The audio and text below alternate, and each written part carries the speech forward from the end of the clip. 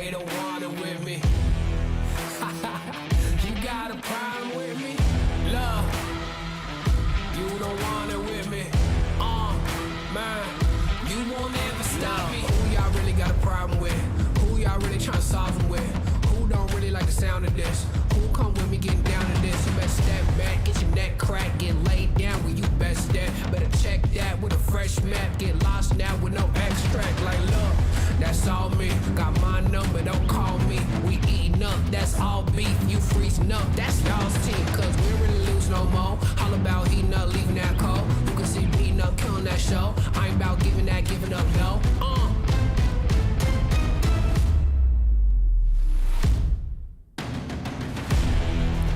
Nah, cause they don't want it with me. Look, you got a problem with me. Look, cause y'all don't want it with me. If you start a fire with me, then you never gonna stop me. Ay, sound the alarm. We about to go on. You getting it wrong. Time to go off. Can't hold us back. Truth hurts, you always that. My truth lurks, say y'all collapse. Now scoop first where your homies at. Come my team with me right now. My team so mean right now. But what you mean y'all out? It's time to weed y'all out. Okay, we coming back with a vengeance. Time to go start your engines. What is this thing y'all mention? Time for y'all stop pretending,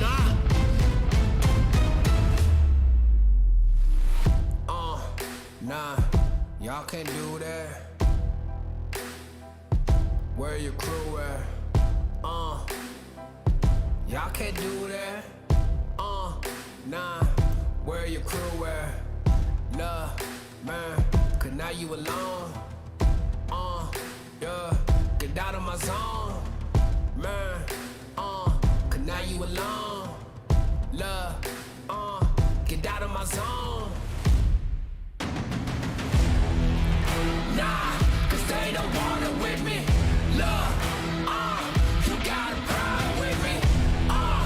Look, cause y'all don't want it with me. If you start a fire with me, then you're never gonna stop me. Nah, cause they don't want it with me. Look, you got a problem with me. Look, cause y'all don't want it with me. If you start a fire with me,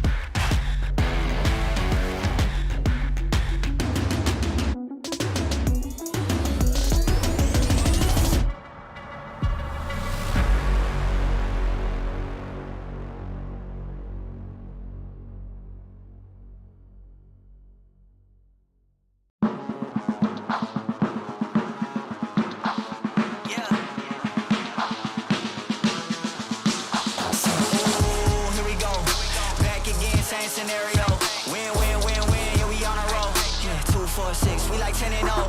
I should probably tell them something that they didn't know. Back then we was down with nowhere to go. Might have been down, but we didn't fold. Now we running it like some intervals. Ooh, what now? Tell me who you see when you look straight up. Like, wait, who? Us now. What you gon' do when we pull up on you? Like, ooh, touchdown. You already know what it is when I come through you. Ooh, shut down. Say, ooh, shut down. Say, ooh, what now? Tell me who you see when you look straight up. Like, wait, who? Us now. What you gon' do when we pull up on you? Like, ooh, touchdown. You already know what it is when we come through you. Ooh, shut down. Say, ooh, shut down. Say, ooh, give me that crown. I need that now, right now. Ooh, don't make a sound. It's my time. You hear the crowd. Hey, we need that rain. Me and my team. Deja vu. This here a dream. We done all seen 100 times over back when we was just teens. Now we going dumb. Told them we the one. They would count us out. Now we counting up the funds. Now without a doubt, they be throwing other ones. Like they was always rapping. Yeah, believe them if you want. Now they show love. Came with a dub. It is what it is. It isn't what it was. They all love to hate when it don't work out. Tell you that they always been down when it does. Look. Say, ooh, what now? Tell me who you see when you look straight up. Like, wait, who? Us now. What you gon' do when we pull up on you? Like, ooh, touchdown. You already know what it is when we come through you. Ooh, shut down. Say, ooh, shut down. Say, ooh, what now? Tell me who you see when you look straight up. Like, wait, ooh, us now. What you gon' do when we pull up on you? Like, ooh, touchdown. You already know what it is when we come through you. Ooh, shut down. Say, ooh, shut down. Say, ooh.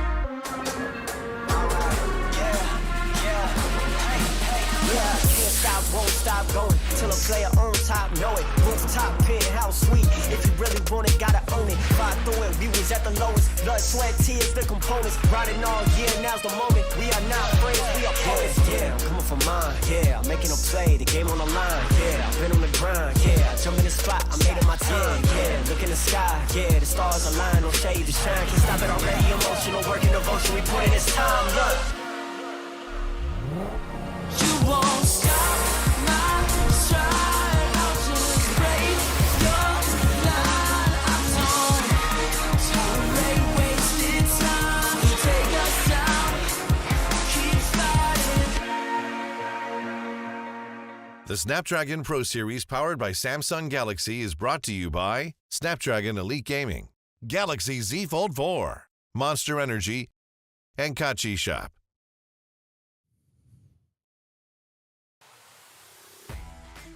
It's Tuesday, but no day is not a day for Free Fire. Welcome to the Snapdragon Pro Series Season 2 Challenge Group Stage, Phase number 2, Day number 2. Well, that's a mouthful. My name is Husky. Alongside me is Victor. We actually completed 6 monstrous round yesterday between 12 teams who are vying for 6 spots to go to Jakarta, but we're not done just yet. The journey has just begun, and today is the second day for that journey. Yep, another day, another battle to look forward to. 6 more battles to go, and the thing is, we're going to be having slightly different maps as well. So the pacing, I think, of the battle is going to be of utmost importance for today specifically. But nevertheless, though, it's still going to be the same 12 teams vying for the final 6 slots. Get to Jakarta, and let's go ahead and find out what exactly they are fighting for, because it's not just those 6 slots. I have to remind you, we also have money on the line. Yeah, and of course, so first place by the end of the group stage walks away with $30,000 and all the way down to $1,500 in 17 and 18 place. But for the sake of phase number 2, we just need to look at the second half of the prize pool chart, starting with the $3,250 because the first 6 slots have been, well, technically booked. It has been booked actually by the 6 representatives that were sent or that qualified for Jakarta by the end of last week. So the remaining 12 teams are looking for the smaller part of the share, but nonetheless, it is something for them. Oh yeah, I mean, it's still money at the end of the day for these guys just from playing these 6 days of competition. So naturally, you know, they're going to still play their hearts out and try their very best to get as high up as possible, because just by looking at that, you know, it's like just by gaining from 15 to 14 place, you earn another $250. You go from 13 to 12, you earn another $500. And then if you go from from 9th to 8th, that's already $750 extra bucks. But really, the big money though, and this is why everyone is all vying for that 6th spot, the last 6 slots to Jakarta, is the main prize pool for the challenge finals. This is where money gets even more large. Yeah, and to put it into perspective, you can be in 12th place by the end of the group stage, but if you win the finals, you technically get more prizes pool than everyone else. Essentially. Yeah, that's just maths. But of course, to get there, you gotta qualify first. And if a team does win first place, then sure, $65,000 on top of whatever they have already gotten from the group stage. It is a lot of money, but you know, to get to that money, you gotta get through those stages, and those stages are governed by our point system. 12 points for a booyah, all the way down to 0 if you are in 11 or 12th place by the end of a round. And if you get a kill, each kill will give you 1 point. So one more thing I want to expand on though is that right now we are in phase 2 of the group stage. So these teams have also actually played in phase 1 and actually earned points from there. But what we've done for phase 2 is that we're taking those phase 1 points, have them complete for every single team, and then carry forward those points into phase 2. So some of these teams, you know, started off phase 2 with a good lead actually, teams like Sem9, V Gaming Esports. But there are also other teams, you know, on this other page there that haven't really done as well in phase 1. Now they're actually having a good chance to get back into the competition, because with the points being halved, it means that a lot of the lead has been evaporated and things are much more level, I think, especially at ground level. Yeah, makes it really, really interesting. And the map pool, just like Victor talked about early on, is also one of a minor switch up that makes this so much more competitive. We start with Purgatory and Alpine. Afterwards, we head to Bermuda and Kalahari, and we will end the night with Purgatory and Alpine again. It's a kind of a break from the conventional 2 maps per day. Now we play all of the maps just with a 2 repeating depending on the day that we're on, and this will be the map pool for today. And on top of that, we also got to look at the overall standings, and earlier on Victor also explained that all the points that these teams got from the first phase were cut by half, and this is how it stands by the end of day number 1. Sem9 still in the lead, Expand making it to the 2nd place, V Gaming Esports, Heavy and Team Flash carrying the Vietnam flag in 3rd to 5th, and King of Gamers Club all the way from last place in the first phase to 6th place in phase number 2. And despite, you know, the division bringing the points closer to each for all the teams, we are still seeing kind of a hierarchy between first and second page. Indeed we do, because like when you look at the second page itself, most of the teams are still hovering around 100 points, whereas like Sem9 and Expand are already pushing into the 200, so you can see there's a huge gulf even in terms of how many points these teams have been able to get from both phase 1 and phase 2, mind you. So I think one thing that you can also observe from here is that the different sort of power levels when it comes to the regions here. I mean, we've got a lot of Vietnamese teams right now in that first page, but at the same same time, you also see a kind of like a scatter of Malaysian teams there. Sem9 and Expand currently first and second. FARANG and Axis Esports stuck in like the top of the second page and also the bottom of the second page. So very interesting to see how some of these regions are actually performing in this phase of the competition. Yeah, and of course for the teams to watch at least for the first 2 rounds, we got King of Gamers Club from Thailand and of course Sem9 and Expand from Malaysia. And just to kind of add on to kind of scattering of Malaysian teams, FARANG did start phase 2 on that first page, but yesterday was kind of not a day for them. They were shut down at a lot of those mid-rounds, not able to get much of a headway. So hopefully this changes today. I think these teams still have 30 total rounds to go through across the next 5 days. But I think it's about time for some of these teams to really wake up, especially those on the second page. Exactly, and because we already finished the first day, we already saw a lot of those top line teams actually try to push the lead, extend it even further. Conversely, we also seen a lot of teams make their way out of that second page and into the first one. King of Gamers being one very shining example of a team that made massive climbs during that first day. So I think for day number 2, there's going to be even more pressure now for those teams in the second page to do a similar performance there and see whether or not they can make it to that first page there, I think. Absolutely, and all of this is brought to you by none other than our partners and friends over at Snapdragon Elite Gaming, when winning matters. This is technically week number 3 of the entire challenge group stage, and this format is definitely a bit better. I think season 1 all 18 teams play until the end, but now we kind of remove the bulk of the front runners. We send the Thai teams on their way so that they don't get to interfere with the rest of the 12 squads. And I like the fact that you brought out the power rankings, because it's fair to say that Thailand is at the top. Now we get to see Malaysia and Vietnam kind of tussle for the second and third spot. And that's the thing. We also like to remind you guys as well to check out some of our other sponsors as well, but also to go ahead and check us out when we come to Jakarta, because that's going to be happening on the 4th or 5th of February 2023. That's where the grand finals of the Snapdragon Pro Series Free Fire will be taking place. So if you happen to be within Jakarta or close to Jakarta, thinking about making a trip, thinking about a holiday destination for February of next year, why don't you choose Jakarta as your spot there, because you're going to be able to meet a lot of your favorite Free Fire champions, as well as Free Fire squads that are the top of the class literally here in Southeast Asia. This really feels like, when we get to Jakarta, it would feel like a bit of a mini World Series in Southeast Asia alone, because we literally have 2 world champions already qualified and waiting there. So they have, 2 months, 3 months, 2 months plus to kind of prep for the grand finals. And if you guys want to make your predictions in Twitch chat, do so. We have so many rounds to go through. Yesterday was the rise of the Vietnam region. They got 5 out of 6 booyahs, and if that continues today, I think I'm gonna go back and cry myself to sleep. Oh no, come on. I mean, the Malaysian squads are still like first and second right now, to be fair. It's just that we're kind of like disappointed to see that FARANG and Axis has been struggling a lot. But I think this speaks to how, intense the competition is when it comes to the regional stage, because I think like one of the reasons why tiny teams from Thailand are so not only competitive but also so super massively skilled is literally because the region itself is that competitive. Oh, yes. When you have other teams that are not only just as skilled but something even better than you, that kind of pushes you to improve your own abilities. And I think that Thailand is one of those regions where, especially for esports, you've got so many really good players, really good teams actually active within that scene, to the point that they literally push each other so hard that they literally have become a region that is so strong when it comes to these kind of games. Yeah, and for those who might not be familiar with Free Fire history, I mean, Thailand has won 3 out of 4 World Series that we've had my point. since 2019. We started in Rio, Brazil won that one, but afterwards the trophy has stayed in Thailand and is still in Thailand. So for anyone who wants to get that World Champion or Series trophy, you gotta wait until next year, and you gotta try to get through the Thai team. But for now, we gotta get onto the matter at hand. It's gonna be purgatory for map number 1 between these 12 teams. Best part is that they don't need to worry about not switching groups. This is going to be their opponents until the very end of phase number 2. More time to adapt. And we're seeing a bit of a shift. Sem9 now taking Mode House.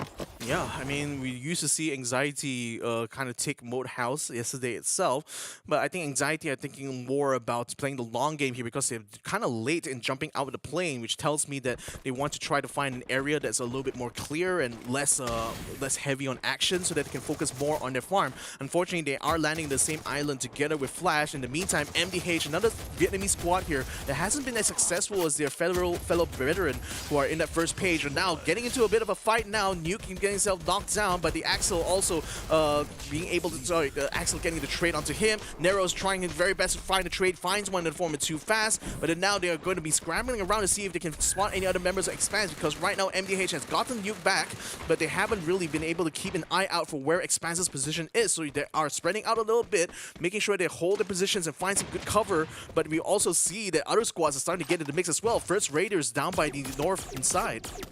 Both MDH and Expand have already sent one of their members to kind of be away from this compound just in case they suffer a wipeout.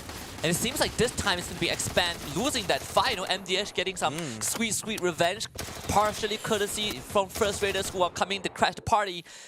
Good news for Expand, Cobra has already gone far away from this area, so he should be able to revive the rest of his team. Gotta keep running though, Cobra, because this is a very populated zone and you don't want to be the first team to get knocked out. At least not after having such a solid lead yesterday. Well, if FR wants to be a third party in this fight right now, they're going to have to commit really hard, but I think it's going to be difficult given that MDH is able to get themselves back to full strength with Nuke being revived.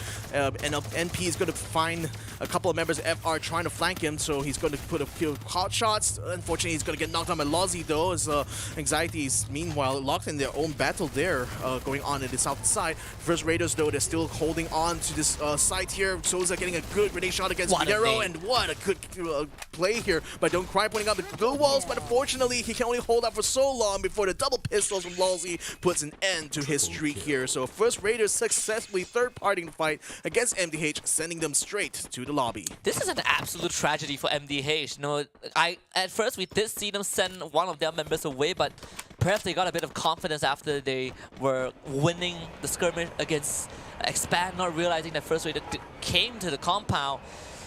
Just a very brutal way to go out, but maybe First Raiders will now face the wrath of their compadres from Indonesia. You know, they were united showing up to Brasilia. Definitely a very hot zone. Cobra still looking for revival point. There is one near campsite as long as he doesn't get spotted out by VGM. But, you know, First Raiders, they don't have much time to kind of recuperate themselves. Not much room to breathe. They are united, slowly encircling this area. Lozzy, you have to be the first point of contact, trying to play ring around the Rosie, but unfortunately surrounded from multiple angles and only a couple of glue walls to keep him safe. He is still putting on those dancing shoes, tries to swing the corner to catch out Virus, but Virus has the better weapon, the double barrel shotgun, ending it all. Lozzy goes down. Yep. Right now, with things happening here, I really consider this a fourth party now or fifth party here, because First Raiders, they would want third partying MDH versus Expand early on. Now they're getting third party here by DEWA, so now a fourth challenger has entered the ring, and DEWA seems to be very rapidly moving around Brasilia here, trying to see if they can wrap around and try to catch First Raiders a little bit down. But Darko catches one of them just around the eyesight. In the meantime, Aikal gets himself taken down there by a nice sniper shot from DEWA, so this is putting even more pressure on the First Raiders here. I think they're going to have to think about peeling back here. Unfortunately, Souza is still going to be too close there to escape, so he's likely going to try to hold his ground here to allow his teammate to escape. Good news for Expand, they are all back on the map. It's going to take them a while to, you know, kind of arm themselves again, but at least they're still in the round. First Raiders continuing to try and kind of peel away from the rest of DEWA United, but unfortunately they are very much split up. Souza will have to buy as much time as possible to ensure the survival of his team. Just probably surrender himself to DEWA United at the very end of this, but not without putting up a fight. Souza still staying alive, only a tree to protect him. Finally gunned up by Virus. It's looked very easy. DEWA United claiming the third point. Yep, it seems too easy for them, but it's because Souza has gotten away. But oh, look at where First Raiders has just bumped into. Literally into the middle of Zen 9 here. Darkall's been spotted. A single shot from Zen OP ends his life right there. First Raiders Eclipse sent to the lobby in 11th place. Sometimes you wish you just were not wearing a helmet. Just very unlucky circumstances for First Raiders, and we're seeing a foot chain, right? So MDH again Expand, MDH gets eaten, and then afterwards it's First Raiders. Sem9 getting a free one out of that. VGM still very much out in the open. They were spotted out by DEWA, I believe, from Anxiety, who was driving around in a car, but Expand finally using that space, able to use the space that they got early on, but thanks to Cobra escaping, they're gonna get some ammo, some of their resources now, holding a high ground as well. Axis engaging with DEWA United. It seems like this cycle just keeps on going. Yeah, so, I mean, this is going to be the stage of the competition now that things could be cooling down a bit. I'm not going to be expecting to see many teams, except for those who are gathered in the center of the circle here, really to try to find any fights. But, you know, outside of teams like Sem9, Expand, the other squads are definitely going to have to try to see what good opportunities lie in front of them without exposing themselves to too much risk, because the last thing they will want is just continue feeding these higher tier teams there, at least in terms of overall score, and just basically not being able to benefit off of that as well. So that's why we're seeing a lot more third partying going on here, because it seems like the best kind of strategy is literally be the last person to show up to any big fight here. Kind of normally, you know, eating the scraps isn't a positive thing, but in Battle Royale, that's kind of what you want to do. Fun fact about Axe, interesting fact, in fact, is that they are not playing with Flame today. It's going to be Xzag, and you know, this guy has had a very good reputation in the local scene, one of the most veteran players that we have. So for the past few months, you know, when he had his stint with Todak, and now with Axis, it felt like he hasn't gotten that shine that he had from way back then. Hopefully today is going to make a change for Axis, because they are one of the bottom feeders right now. They need a big push. Xzag is kind of one of those candidates that you can always rely on. So Axis is going to be banking on his ability there to carry them through some of the tougher fights here. Things are looking really tough right now, because, you know, we still have 10 teams, 10 squads to go, and they're all starting to gather up in this next circle. Right now, Sem9 seems to have enemies in all 360 degrees of directions they can look at here. I mean, you got FARANG on the western side, you got DEWA on the eastern side. We got an airship literally going to be cutting across there, so this is going to be a last chance for some more revives to come through. But then we already see King of Gamers locked in battle right now with DEWA, but DEWA in the meantime are also a little bit preoccupied trying to send shots to Sem9, who they just spotted coming up from the riverbank here. So can King of Gamers actually capitalize on this, though? I'm not too sure at this point, because if they do come out the open, they're going to be exposed to fire from Expands and possibly even Heavy, who are now just only joining them inside the circle, and possibly might become a third party to this Sem9 versus DEWA fight. It is a very dangerous spot for Sem9 to be in. Not only are they out in the open, but like you said, they are surrounded by so many teams. You know, DEWA United, Heavy, a bit far away, but you have FARANG as well. And now Sem9, they really want to cut into a safe compound, but unfortunately, the nearest compound is taken by Axis, and this is where Sem9 will have to kind of push for it. Xzag, the first one to go down, the child that Axis are banking their hopes on, no longer standing. Shine getting a trail to newbie, but Raph, he also falls. Xzag been brought back up. Sem9, they need to beat Axis, and seems like they're doing a pretty good job at it. They have the numbers advantage. Raja shows up, Shahid and Raph are no longer in the fight. Axis just forcefully evicted from their homes, and they are not out, they are not safe yet. They forced into the hands of Team Flash by Sem9. A tragic ending to Axis' opening round. They still have one last survivor, but Expand, they might have their eyes on him. Is Xzag, the guy that Axis brought in to make a difference, but it seems like the only difference is not going to even be a reality if he gets caught up by Expand, who is hearing all those footsteps. Roy have just found him, I think. Yeah, he's definitely trying to follow his tails here. He sees him, gets a shot. Glue wall comes out just in time to save his life, though. So he's going to be able to hold it a little bit longer. Now the glue wall breaks down, but he's already hiding inside the building. So Xzag should be able to stay out of clutches of X-Roy at this point. And oh boy, now he's been knocked down completely, and X-Roy should be able to come in to finish him off for good. And Axis now down to only 666. Raph alone in the middle of this next safe zone, but like Sem9 moments ago, he's completely surrounded by enemies on all sides. And I gotta say, for Sem9's case though, they literally did what the best they could do in their situation, which was literally jump out and try to engage another squad here. And I think like getting the trade of Xzag there for newbie, I think is really, really good here for Sem9. Just from like being able to cut down one of the most dangerous members of Access Esports there. But now it's going to be down to ZenOP and Raja though as they lose victory in that last fight and now are going to be holed up in the second floor. Exec did the best he could, bought Raph back before he went down, but Raph also got caught out. It's not much pace for him to be in. Sam9 making one of the more coordinated pushes. That's kind of what we wanted to see. They had to take that risk. It paid off, but now they are being pressured by Team Flash, who took out one of their members early on. KOG on the other end felt like this was an inevitable fight between VGM that was just waiting to explode. And this festering battle is going to kick off right now. KOG with Oscar kind of in the front line. He knows that the VGM members are right opposite this wall. Bingsu breaks that glue wall. They're about to go in for the kind of pour. But KOG still holding on. JLX, good shot. Ban first to go. VGM suffering a first blood in the hands of KOG, and KOG so far are still stacked together. JLX pressuring VGM from the outside of the building. Vantan gets a good shot to Osaka, but KOG, they have time to bring him back up. Osaka now ready for battle once more. VGM try to flood into the machine, but that is not what you want to do. They get decimated by KOG. Yeah, get decimated, and with Defirus just finding an opportunity here for DEWA, they are now going to be third-partying this fight here. Now going up against King of Gamers, just fresh off of that victory.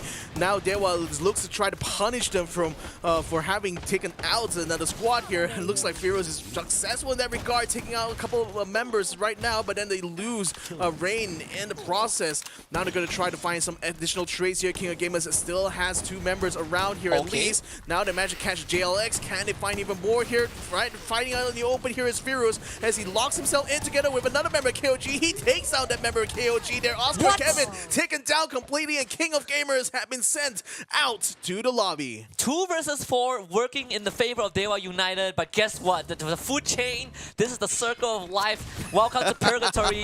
Heavy now shows up, and DEWA United were like, come on guys, we just took out KOG. They wanted a highlight reel, but it didn't last long. Heavy dispatched the rest of DEWA United. It's only 2 kills, but man, that could have been a sweet, sweet victory if they got to savor it. This is literally like the best visual representation of dog eat dog, because they're just eating each other, literally just fresh off of being eaten. So wow, I mean, this is again, you know, a classic battle royale sort of like experience here, where you know teams just constantly one-upping each other now, and just because things are so crowded here, we see these close quarter fights that are quite rare to see actually in Free Fire, but this is how the circumstances are right now, and we're all here for it. It's Anxiety gets himself taken out from Jemball's good sniper shot right now. 5 teams still remain. Yeah, 3 teams in this compound. Sam9, the one at a disadvantage is 2 members on Sam9 versus 4 from Flash and 4 from Expand. But it feels like Expand are the one under the most pressure, with both Team Flash shooting at them, and Sam9 just decides to casually lob utilities at Expand, who are out in the open.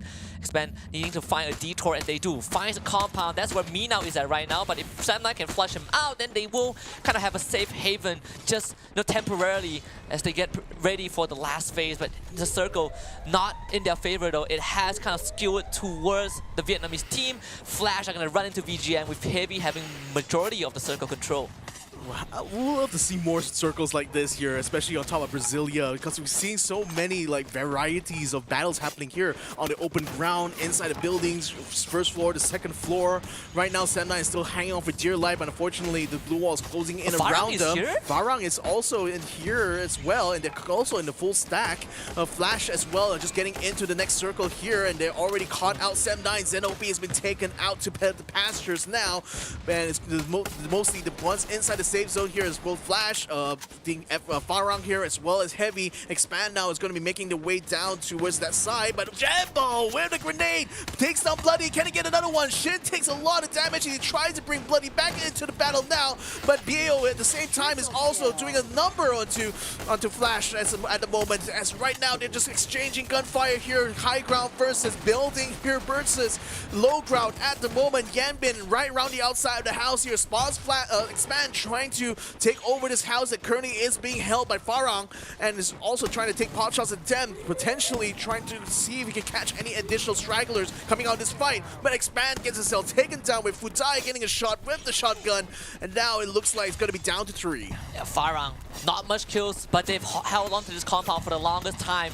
Can they keep on going? Buffalo has just shown up, people. The first grenade onto Shin. Team Flash first one to take contact and receive the heat from Heavy as FARANG continues to hold on to this last compound. They're playing time, they're letting the circle do most of the work, and Buffalo goes for the spray down against Yanbin. Tom XT also wants a couple of their limelight moments as Spade, he will steal that kill away. FARANG still 4-man strong. Heavy, they are the one engaging in combat. 2-man jumps up on the second floor, but into the hands of Buffalo. Jembao gets Fudai out. FARANG, they're playing this to the best of their abilities. This is the FARANG they've been waiting to see, and so far things are working out perfectly. FARANG getting those knocks. Shin responds. Heavy goes down. FARANG have the numbers, and FARANG have just done it.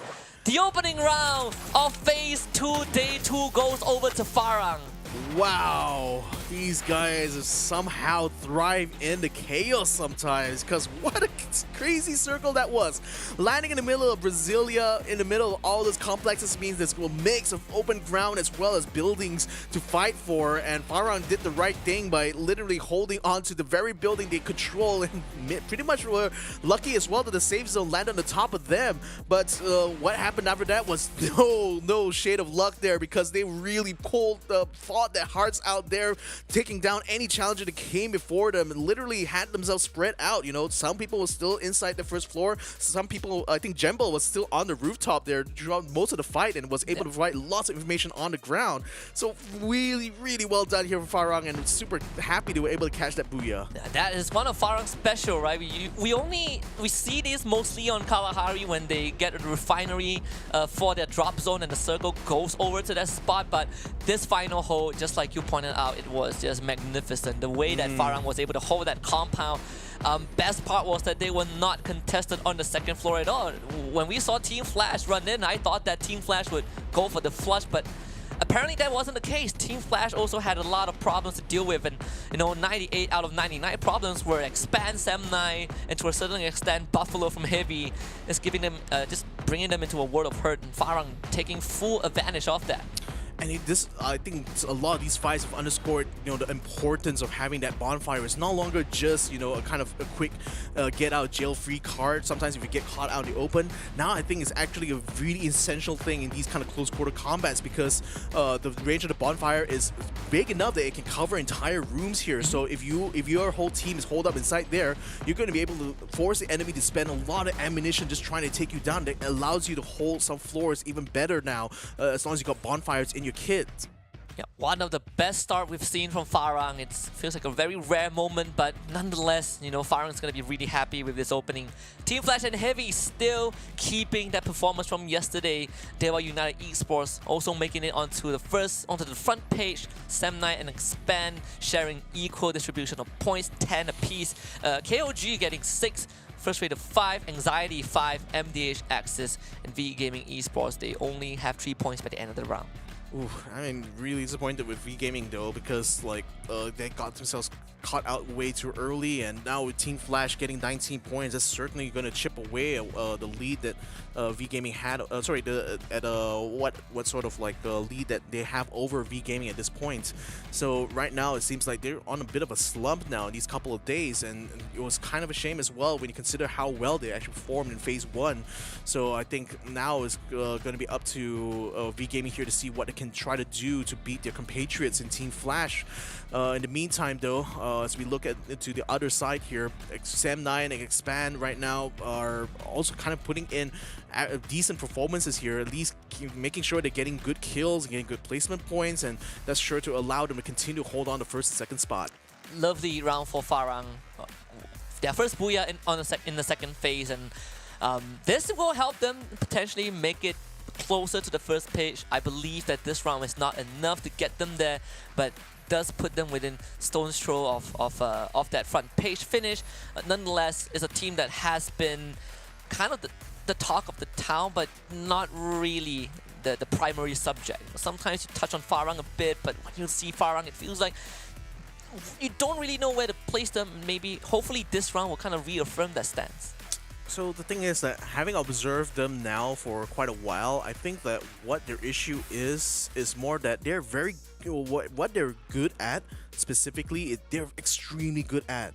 But then, like, when you look at the other all-around kind of aspect of their package here, you know, of being able to fight on the open ground, being able to get good loot and stuff like that, I think they're still kind of lacking in certain areas to the point where a lot of the other teams that have kind of like a more balanced sort of like performance across the board can easily kind of take them down if the situations, you know, don't really favor FARANG that much. But then now, you know, with this Brasilia circle where there's a lot of verticality, we start to see FARANG actually being inside their kind of like comfort zone, and that's why we saw them thrive a lot in those kind of battles. So maybe FARANG, what they need is just have all the ingredients that they need to make things work out for them, but I think at the same time, they need to also figure out how exactly to adapt to when situations don't actually work out well for them. Yeah, and I think you hit the nail on the head. FARANG kind of felt like a glass cannon, but this is a start that will give them a morale boost. Great to see those boys smiling after that booyah. We will take a break, and when we come back, it's all the way to the snowy peaks of Alpine to see if FARANG can keep this momentum going. The Snapdragon Pro Series powered by Samsung Galaxy is brought to you by Snapdragon Elite Gaming, Galaxy Z Fold 4, Monster Energy, and Kachi Shop.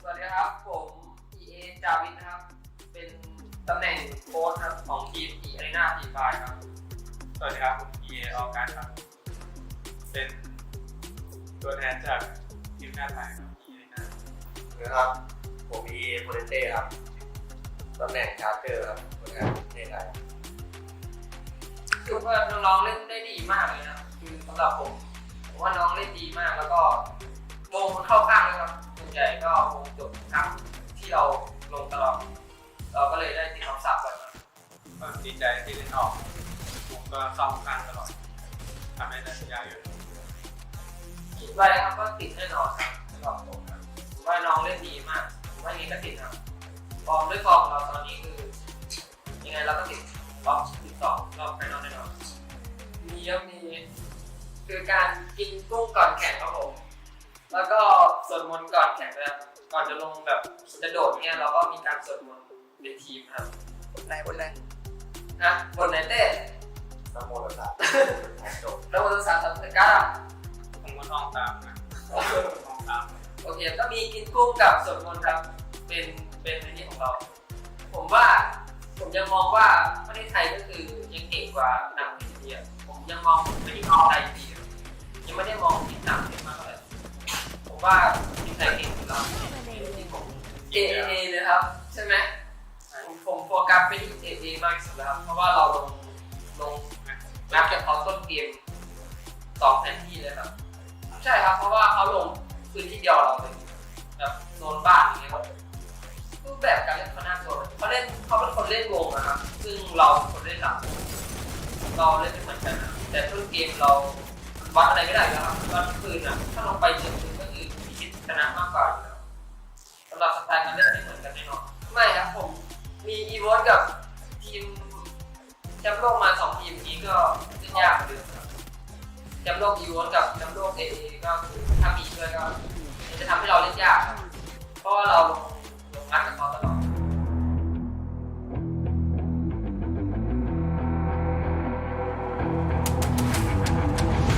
Gotta get it, I'm on the mission, snap any minute, casually winning. Stop tripping on me, stop dissing on me. Yeah, I got a dream, can't take it from me. My fire's burning, now I'm always learning. Tell me where to go, man, I'm on a journey. Yeah, I can't explain it, I get excited. Keep it 300, King Leonidas. Strap in, cause it's gonna be a long ride. Working on me every single day and night. There comes a time when your worlds will collide. If it's holding you back, push it right to the side. Ain't got no time for no fear. I work too hard to get here. Ain't got no time for no fear. I work too hard to get here. I don't got the time, put me in, coach. I've been going hard, time to let it show. Everything raw, give it to me now. Let me have the spot, man, it's going down. Gotta get it here, I don't wanna wait. Take what I want, then I go train. Gotta get a win, I won't lose the game. This is my year, I ain't gonna break. Strap in, cause it's gonna be a long ride. Working on me every single day and night. There comes a time when your worlds will collide. If it's holding you back, push it right to the side. On another level, I will never settle. Mind over matter, get the gold medal. On another level, I will never settle. Mind over matter, get the gold medal. Ain't got no time for no fear. I work too hard to get here. Ain't got no time for no fear. I work too hard to get here. On another level, I will never settle. Mind over matter, get the gold medal. On another level, I will never settle. Mind over matter, get the gold medal. On another level, I will never settle. Mind over matter, get the gold medal. On another level, I will never settle. Mind over matter, get the gold medal.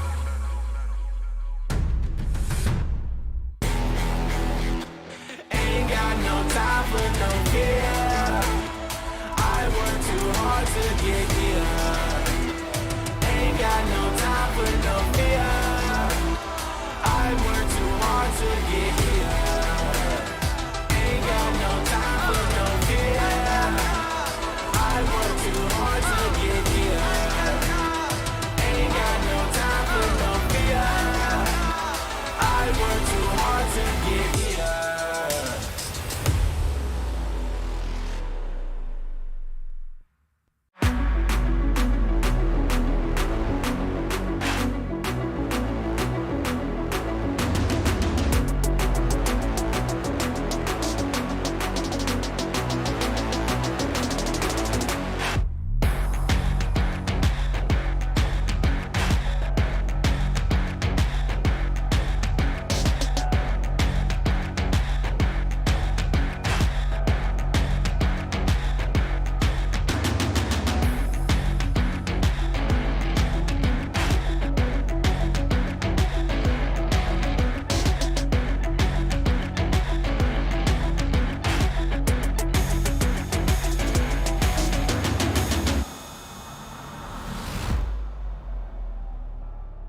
Gentlemen, to the Snapdragon Pro Series. My name is Victor Cax. Join me here is Husky. We're now in round number 2 of day number 2 here. After having fought through Purgatory, it is FARANG that picks up the booyah this time around. But now that we jump into Alpine, are they going to be able to make lightning strike twice? Yeah, hopefully that will be the case, but overall, except for the fact that FARANG won round number 1, everything else was pretty much the same, right? The Malaysian teams doing pretty solid, the Vietnamese squad doing the same as well. It's great to see DEWA United really stepping up. This was a team that kind of was missing from yesterday. King of Gamers Club had a slower round number 1, but we basically saw the circle of life. It was just team after team going for the third party and fourth party and fifth party, and at the end of it, it's still Sam Lai at the top with a almost a 20-point advantage over Expand. Team Flash Heavy and V Gaming Esports still occupies 3rd to 5th, with KOG remaining in 6th place. Yep, and with FARANG's booyah, that actually does give them quite a big haul of points, but still not enough to overtake a King of Gamers, though. That's still looking like about less than 20 points shy. So perhaps if FARANG is able to get another booyah again, if not on Alpine, maybe they might be able to do it on Kalahari, who knows. But if they do find another one there, I think that might be enough to get them on par with King of Gamers, or if they manage to get a round way better than King of Gamers overall, then that should actually work out well for them. But for now, it's still going to be the top of the second page there for FARANG. Let's see whether or not they'll be able to upgrade themselves as the day goes on. Yeah, still 5 more rounds to do so, and when we go into Alpine, it is a map that I think a lot of teams over time have taken a liking to. Back then, teams that love Alpine now normally prefer Bermuda because it's one of the most standard maps, but now we see teams like Expand who really love to play Alpine. Forest Red is kind of their home turf, and it's one of those maps where Expand don't really want to change the drop spot. I think Team Flash also share the same sentiments, so this is going to be a very close battle on Alpine. But overall, now after that round, we are seeing Axis donning the very bottom of the leaderboard, which is kind of worrying. But then you look at Anxiety, they actually both share the same point, so hopefully they can turn that around. But of course, no tournament would be completed without the partners behind the scenes, so we gotta extend our gratitude to Samsung Galaxy, the newest addition to our SPS family, and we're happy to have them on this journey. This is Season 2, and I'm pretty sure there's going to be so much more to come. We have Jakarta to close out the challenge stage in 2023, so thank you very much to them for believing in us. Yeah, then it's so great to be able to welcome Samsung Galaxy into the family here at the Snapdragon Pro Series. Again, you know, this is a series that very much provides a good platform for a lot of talented players to actually be able to rise up, and provides them a competitive environment really to test their might against some of the very best of the region, and that would not have been possible without our sponsors here. So nevertheless though, as we move on to talking about this current match now, again, one of the things we really want to see is we're not far to be able to do another Booyah again, but at the same time I want to see if MDH will be able to get out of this slump, because yesterday we already were talking about, you know, the domination we're seeing from the Vietnamese squads, you know, from that first day. MDH has been the only one that's been the outlier, kind of like King of Gamers if you think about it. So are they both kind of suffering from the same thing, you feel? Probably not. I think King of Gamers overall had a better day one. I mean, MDH is just suffering from this, it feels like a slump that they cannot recover, right? They had a decent round 1 yesterday. Round 2, they got wiped out after a hard drop. Round 3, they got the same treatment, and that kind of felt like it was it for MDH. They never got back up, and just now on round number 1, it was almost the same thing. They ran into Expand, which has been a thorn in their side. They forced Expand away from their initial drop spot, but got wiped by First Raiders instead. So this is something that I think it's going to be a bit mentally taxing, but hopefully MDH can recover. Yeah, so again, not impossible for them to get into the next page. Again, they're only about 30 points away, I think, from King of Gamers Club. I think about 32.5 points. So it's still not an insurmountable kind of gap there, especially given that we still have multiple days to go in this phase 2 of the challenge group stage. Nevertheless, though, let's move on to the phase of the map itself. We're going to be going to the snowy and singing hills of Alpine, and we're going to find out who's going to be the one getting the Booyah this time around. A very even, a very balanced flight path. So a lot of teams going for those early drop, Team Flash, instantly gunning for Snowfall, just no contention at all. Really loving this distribution. You can see the Sem9 going straight for the middle. So far the teams are very content with where they head towards. Expand, as expected, going to Forest Red. That's where the high-tier loot zone is as well. Coincidentally, Too Fast will make contact with one of the Sem9 players, so we're going to see that 1 versus 1 fight to kind of send a message early on to see how this is going to work out. Well, that's pretty funny because like both of those in the 1v1 split off from the main squad really to try to explore the other side. So it's kind of funny that they both bump each other, kind of like, you know, scouts from, just borrowing some parlance from StarCraft, like 2 scouts from opposite ends encountering each other. It's a little bit like that fight right now, but they managed to find a bit of weaponry to use though. So it's looking like a very much a big standoff between Zen OP and Too Fast right now. Zen OP does have a sniper rifle with a scope, but I'm not sure what exactly does Too Fast have in his kit outside of that suppressed submachine gun. So I think Fast is just waiting to see if Zen OP is going to come closer. But then Zen OP in the meantime is just waiting to see for Too Fast to pop his head out so he can take him out from a distance. So it's kind of like imbalance in terms of what each other is looking for. In the meantime though, First Raiders finding a kill there onto one of the members of MDH. Nero gets sent back to the lobby there. It's still early game. He could potentially be brought back. Zen OP now forced to try to fight this on the outside, now even forced to bring out the glue walls. Too Fast is getting closer and closer. Zen OP tries to break some distance here, trying to get as far away as he can, but unfortunately there's nowhere else to run outside of this little shack here, so he may have to just fight him hand to hand sooner rather than later, using the bonfire to try to draw some fire here, hoping the Too Fast will waste his ammunition, but Too Fast wastes for no time at all. Goes up in front there with a shotgun, forcing them to go hand to hand now versus each other. Too Fast is the one faster on the trigger finger, and he takes Zen OP out to the pastures. That is definitely a weapon gap. Too Fast just had the right weapon for the occasion. The shotgun doing majority of the work. FARANG on the other end have ran into KOG, and KOG, they are not shy to go for this push. Though there is a split battle. Too bad the first one to go down. Osaka watching from long range, providing the support that he needs, and this might just be the green light for KOG to continue that assault and eliminate the rest of FARANG, who we wanted to see had a good game too, but if things go the way that they are, then maybe KOG would just get the last lap. Jetpa, what a swing! A support from Spade as well to make it an even battlefield. KOG losing Kevin in the process, but KOG, they do have one of the FARANG members surrounded. It's a pincer maneuver, 2-on-1. JLX, the one behind on the flank. He did spot one of the FARANG members retreating. KOG continue to have that numbers advantage to pressure Spade, try to force him out of this compound, but Spade is staying alive. In fact, even trying to directly challenge JLX, but that is not the right idea. JLX gets the last flab, taking out Spade. Oscar goes down, but KLS comes in for the crunch, and KOG might have just won this one. Yeah, they just might have been able to push back the tide as they forced FARANG's last member, Jembal, to turn away and try to run out of this fight. But no, Jembal is actually still sticking around here, trying to sneak past them. But then I don't know if that's going to work too well, because JLX definitely will hear the footstep. He's going to come around the corner there. Double shots will be able to finish him off. Jembal, as well as the rest of FARANG, gets bowed out in 12th place. From Booyah to too soon, this is not really what you want to see, but FARANG, a bit, wouldn't say that they're too hasty, but props to KOG, being able to kind of play that fight out in the meticulous way that they've kind of been showing us since the start of Phase 2. DEWA United on the other end, and Rivermouth just chilling. There's not much reason for them to push too far into enemy territory. In fact, that's a bridge in between. They have to cross that if they want to get to the other side. And that's where Axis has set up shop on the revival point. Uh-oh, Kevin. Not really what you want to go for. Wants to go for the loot crate, but runs into Sam9. Alright, wins first contact. Didn't get the kill though. Sam9 showing up just in time.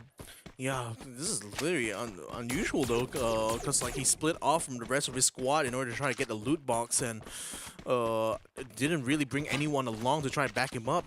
I should have expected to run into another squad, you know, especially when it comes to these loot boxes. But I digress though. Perhaps maybe he was deciding to take a risk there, just you know, see if he can get some benefits. If not, you know, just wait for his teammates to revive him back. Then again, KOG has already gotten 4 elimination points, so maybe they were just thinking, yeah, we can probably just donate 1 or 2 to some random squad here. It doesn't really matter for them, maybe. Yeah, they got info of Sam9's whereabouts. True. So I guess at the end of the day, it's still a reward, right? Just minus the equipment. Yeah, Silver Linings playbook for sure. Okay, KOG not really suffering too much of a loss. It's fine. You can give him away. JLX having a pretty good game. 2 kills so far. DEWA United finally crossing that bridge. Now puts themselves within touching distance of Axis Esports. This is going to be a standoff between these two teams. As an off-screen, JLX goes down to Kanoho. Anxiety kind of putting one on the board, but so far on our screens is DEWA United receiving some pots just from Axis. UAV also kind of sent out to gather info. Yeah, that's going to spot out some positioning, but I think like the worst case scenario for them right now is if that circle the next safe zone lands on top of them completely, because that means they're going to be completely stuck in this sort of like siege right now, if neither side kind of committing to an actual push. Speaking of pushes though, VGM seems to be encroaching into Expanse's position, and Tufa is just holding steady with that trigger finger, just keeping his teammates fed on where exactly Band and Mingsu are moving towards, and just waiting for the right moment to strike. At the moment, he hasn't been spotted yet, though Bond is actually closing the distance between himself and the rest of Expanse there, so maybe they might actually end up encountering each other sooner rather than later. But VGM is just taking this very methodically right now, just trying to use this little crest as a bit of cover as they try to make an approach towards Force Red. That's where exactly the safe zone lands on top, and in the meantime, that safe zone as well kind of splits DEWA and Axis right now, with Axis having the advantage being the gatekeepers now to DEWA towards that next safe zone. MDH getting pushed by First Raiders. It seems like Nightmares Incarnate showing up again, but this time it's First Raiders who went down. MDH survived this round. Very much needed wipeout as well. 5 points under their belt. Still going full squad strong. DEWA United able to somehow just slip past Axis. You know, now they have heavy on the southern side, but the most important thing is that DEWA is untouched. Expand going for the assault onto VGM. They do get the drop onto the Vietnamese squad, and unfortunately VGM are just not in the position to fight Expand. Yeah, it looks like this one worked out well for Expand, given the patience they held and just taking control of Forest Red. Like I said, this is literally their house right now as they are fully in control of this zone, forcing VGM now to turn tail and head towards the safe zone instead. Sorry, to the other side of the safe zone instead. Meantime, DEWA very caught up with Heavy at the moment. The gate kept has now become gatekeepers themselves, as their position is going to prevent Heavy from being able to walk into the safe zone just willy-nilly. But things are cooling down right now. Expand seems to be going out of their way though to try to meet against VGM, so it looks like they're not quite done with that squad particularly. And it all started with just too fast trigger discipline. The information. I think part of him was definitely worried that if he took that shot, even with a knockdown, they are going to rush him. So just props to Expand being able to keep their composure and use that information to kind of get more lead for themselves.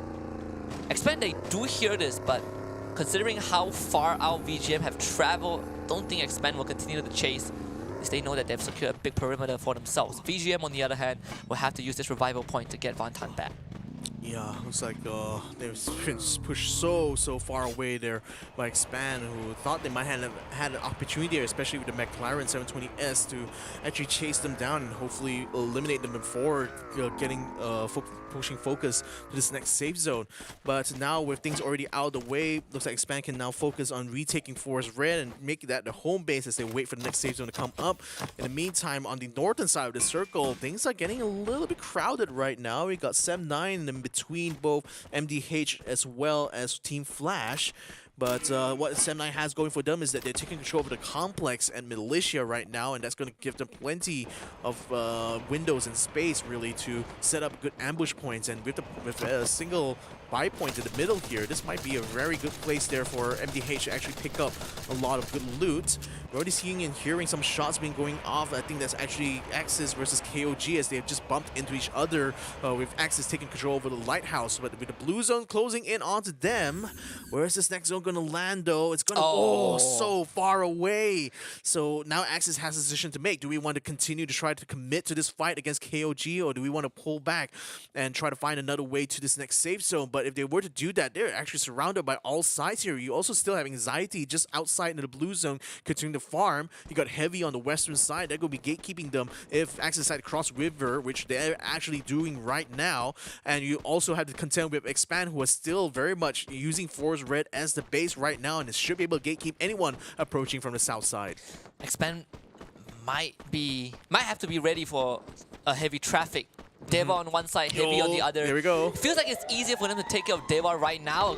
Not got to rain to start things off. Heavy, they are hearing all of this go off. KOG also kind of chipping in as well. It's actually Kevin that gets the first kill onto Red. DEWA, they've survived for so long, but then might be cut short. Expand getting 2 knocks in the process, making sure that KOG will not steal that away. As DEWA, they're down onto the last leg, so thankfully there's still one survivor. KOG might not let that stay for long though. Look at Kevin, he is about to catapult himself alongside JRX, who have the grenade launcher in hand. Virus, the last man alive, the vending machine right on the open. It's so close yet so far for Virus, but this is probably his last stand. Expand behind him and KOG in front. Maybe Expand can help him keep KOG at bay, but Expand, they also have Heavy on their plate. Buffalo is the one that gets gunned down first. Expand keeping Heavy as far away as possible, and they're doing a good job at it. Yeah, now Heavy has already found a way to kind of flank Expand at the moment, so Expand just finding themselves, even though holding Forest Red seemed to be their strategy, but it also allowed other teams to kind of slip by their flanks. So now the Expand is going to be under pressure here. They were united though! Get themselves completely taken out with Furious being the last person standing, getting gunned down by KOG. Now we're seeing a mad scramble on the northern side as Flash, MDH, as well as Sem9 are stuck in the middle of the battle. Even the Pans will come out here, but not to no avail though, as Shin takes him out with the shotgun, now scrambling around to find other targets here. He finds another member, MDH of Nero, takes him down as well, moves around, doesn't quite hold his own though, as unfortunately he gets taken down along with Bloody. Sem9. And Sem9 now getting into the mix here. here. So it's M10-9 versus MDH. MDH still has 3 members. Imagine bring Nero back from the dead, but is that going to be enough to keep the man advantage though? Because M9 is still having a full stack. They still have 4 members here. They still have plenty of glue walls. Haven't not burnt any of it right now, with Flash actually burning most of their kits, actually taking this fight against MDH. Zenobi navigating around the glue walls, finds an opening here, goes against Nero. Nero is forced with Tucktail with the blue wall right behind him, and he gets taken down. Now Sam9 is going to be coming to clean house of the rest of MDH. And Nuke is tanking so much damage from the blue zone, but he didn't really have much of a choice. All those glue walls built to be like a fortress. Sam9, I don't even know about this though. Nuke is going to try and heal himself up, but it seems like Sam9 have an inkling. Zenobi, he is just waiting for the rest of his team to show up to finish off the remnants of MDH. This is probably one of the better runs for MDH, but actually decides to just back off and let the blue zone do the work. There's no rush for Sam9. They can just keep Nuke at bay. He's eventually going to run dry, expand, able to dispatch of Heavy as Heavy tries to push into the safe zone as well. So far, so good for the Malaysian squads. Yeah, Anxiety now jumping in and actually using some vehicles in order to try to circle around. In the meantime, what a shot there by Ban. And 6-6 grab onto Ban himself. Nuke picks out a vehicle, it gets blown up as soon as he enters the circle. Fikri now trying to get some shots in, but unfortunately he's going to get interrupted with KOG attempting to steal the kill from him though. It's to bring some fire onto that member of Anxiety there. Expands the other 2 members now moving, and they actually caught up into Bingsu here.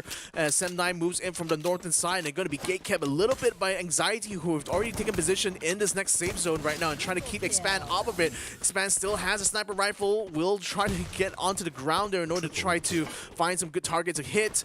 Raja in the meantime uses his rock for cover here, tries to flush out this next member of Anxiety. They sees one of it on one side, didn't spot the other though. I think he's gonna have to keep an eye out and might actually be in danger of being knocked down if he's not too careful with his situational awareness. But Zen-OP is also lurking around this little rock here, just keeping an eye out for enemies at a distance. And it looks like while his teammate controls the front of the boulder here, Shomai still sticking around, still sees M9 taking up the approach. I think he's been spotted by Fikri now as he informs the rest of his team as they go up, guns blazing. Time Turner comes out here for Shomai as he attempts to run away. Time Turner gets broken down, and Raja one shot, one kill there with a shotgun. After a long but protracted battle, he does take that member of Anxiety out. Cobra in danger. Just getting shot at by Fikri, but they still have a couple of glue walls to work with. Sem9 needing to hold back both KOG and Expand at the same time. Expand and only have 2 members left, so kind of at a disadvantage. KOG not looking too healthy, so Sem9 has the best chance of winning this one. Fikri, he has eyes on the Expand members, and it seems like the Expand members, they don't have much glue walls left. Cobra the first to go down, and Fikri right on the bullseye with his shots. Oscar, last man alive, flushed out by Sem9, and a finisher for Malaysia. Sem9 bagging the second booyah for themselves. That was a sniper rifle battle if I've ever seen one. I mean, Fikri was just absolutely killing it with that AWP, and then later on you had Raja as well getting in there with the AC-80. So wow, lots of celebration in the Sem9 gaming house too, and even a prayer as well to kind of close things off too. I mean, man, those guys were really pushing hard in this last round here, but in this second round, and seems like it has actually paid off now. Yeah, it definitely has. They will be able to keep that first place standing placement. I mean, Sem9, great performance until the very end. Anxiety also made it pretty far, but no, despite I think a low kill count round for them, this is one of those rounds that you wouldn't need to get a couple of placement points on the board. Expand also making it to top 3 again. KOG showing up big time on Alpine. This is definitely one of the slower rounds that we have had so far. But that end game is as brutal as day number 1. The circle is just deciding to troll everyone. And this just goes to show the value of patience in maps like Alpine, where I think the natural pace of the fights are going to be a little bit slower, just from how spread out everything is. And I think we see plenty of examples from Expand, just really maintaining trigger discipline, even though they were kind of like getting approached very hard by VGM at one point. And then later on with Sem9 just holding and just waiting for a good moment to strike. And once they saw that the final circle was down to those 3 squads, they literally brought out the big guns. They brought out the sniper rifles, and Fikri just started popping off, literally popping his heads as soon as he sees them. And literally, just by applying that kind of like pressure at the right moment was allowing them to dominate some of these fights. You love to see these kind of calculated approach. I would say Axis also were able to put themselves on the silver screen just for a bit, but it was Semnai who had better control of the circle, and most of these teams that entered the final phase were already battered and bruised, so it was kind of like Semnai's round to lose.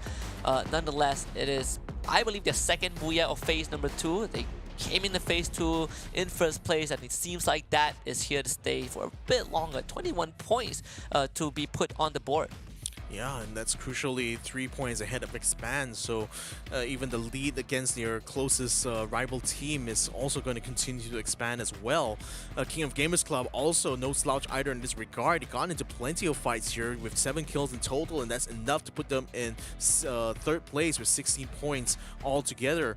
And then MDH as well. This is finally a brilliant round for them because they are the best performing Vietnamese squad on Alpine's round here, getting 13 points to V Gaming Esports is 9. So they're actually doing some good work. It's not quite the magnitude, I think, that's enough to get them out of the second page reliably, but still, I think credits where it's due. It's still a lot of points there for MDH. It's also around that MDH direly needs, right? Especially when they have so much poor rounds for the past few ones, including the ones from yesterday. This is a minor confidence boost for MDH. Hopefully they get to keep it up. We are hitting the reset button. We're going back to Bermuda next. Expand will be the team that we actually look at by the end of this round. Sure, they didn't get the Booyah, but it doesn't really matter. Expand at the end was still able to hold their ground, and they again entered the last circle with a disadvantage. 2 members with very minimal glue walls to work with, and part of me feels like if they had a few extra of those, maybe they would have given a better fight. But nonetheless, Expand very, very consistent, something that we've been begging to see from phase number 1. Exactly, and with Expand, just kind of playing the margins here, knowing that, their main competition is not necessarily the person in first place, but really the people just behind them in Team Flash and Team Heavy, because they're still about 20 to 25 points ahead of those 2 Vietnamese squads. They definitely want to try to put enough points to keep themselves ahead of those 2 squads, and so far I think as long as they can keep this momentum up, they should stand a good chance of maintaining that second spot for this second phase. So now that we're already through with Alpine, we're going to be going to our next map, Bermuda, afterwards. But then before that, we'd like to say thank you to the sponsors that made the Snapdragon Pro Series possible, starting with Snapdragon Elite Gaming for when winning matters. And Snapdragon has gone from powering our phones with their chipsets to now powering the esports tournaments that run on those very chipsets itself. And go ahead and check them out. Check out all the phones there, particularly the Samsung Galaxy Z Fold 4, which is not only Snapdragon powered, but also Samsung Galaxy is joining us in this journey in the Snapdragon Pro Series, and we would like to thank them for being a part of the family here at SBS. Not to forget as well is our second sponsor, which is Monster Energy. Unleash the beast together with them by picking up a can of that Monster Energy and checking out the website at www.monsterenergy.com/gaming. And last but not least, when you're running low on in-game credits, why don't you use your next top up with kachishop.com, because they offer you great discounts and great deals to go along with that top up. So make sure you don't miss out on those. Check them out at their website. So now that we're already done, and with round number 2, round number 3 is coming soon with that reset that you've been promising here on Bermuda. But before we can get to that, all of us here, including the teams, will have to take a short break. So we'll be right back after these messages. The Snapdragon Pro Series powered by Samsung Galaxy is brought to you by Snapdragon Elite Gaming, Galaxy Z Fold 4, Monster Energy, and Kachi Shop. Welcome to the place where dreams come true, where everything you want can be yours, if and only if you're willing to work for them. You're willing to hurt for them, but most of all, you're willing to be first for them. Ha! Look, I'm going straight to the top. I don't know how I would stop, like it or not. I got some goals that I'm hitting. You hear what I'm spitting? It's hot. Look what I got. Whole lot of passion and pain. The road to success is insane. Stay out my lane, cause I'm on a mission. I'm getting what stands in my way. Yeah, I'm a beast. I wouldn't play with me, baby. The way that I'm training is crazy, and I do it daily. You wanna talk about drive? I got more drive than Mercedes. I've never been lazy. I'm in the room, it's a red alert. You wanna compete? Well, get better first. I got 10 toes in the dirt. Push through the hurt just to show them my worth. I'm the best. Yeah, I'm the best. I never stress. I know what's next.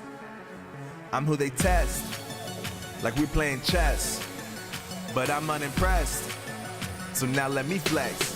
Ha, yeah, I'ma work through the struggle and hurt, cause I know my worth, and I gotta be first. Ha, yeah, I gotta be first. Look, I don't want anyone's sympathy. I understand what it's meant for me. I give my focus and energy. If it's meant to be, then it's meant to be.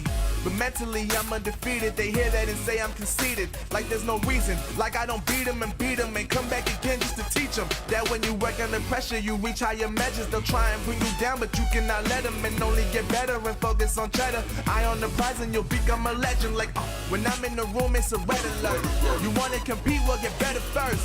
I got 10 toes in the dirt. Push through the hurt just to show them my worth. I'm the best. Yeah, I'm the best. I never stress. I know what's next. I'm who they test, like we playing chess. But I'm unimpressed, so now let me flex. Ha, yeah, I'ma work through the struggle and hurt, cause I know my worth, and I gotta be first. Ha, yeah, I gotta be first. They don't know what's gotten into me, how'd I turn pain into energy. Through all the struggle and hurt, remember my worth, and that's why I gotta be first.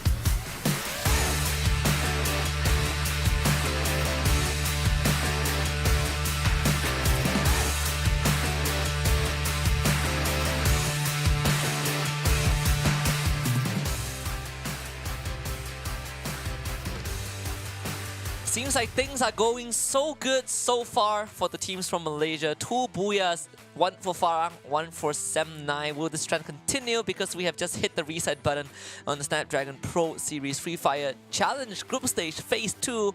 Heading into round 3 next. We're going on to Bermuda and the most classic map of the Free Fire pool. I'm Husky alongside Victor.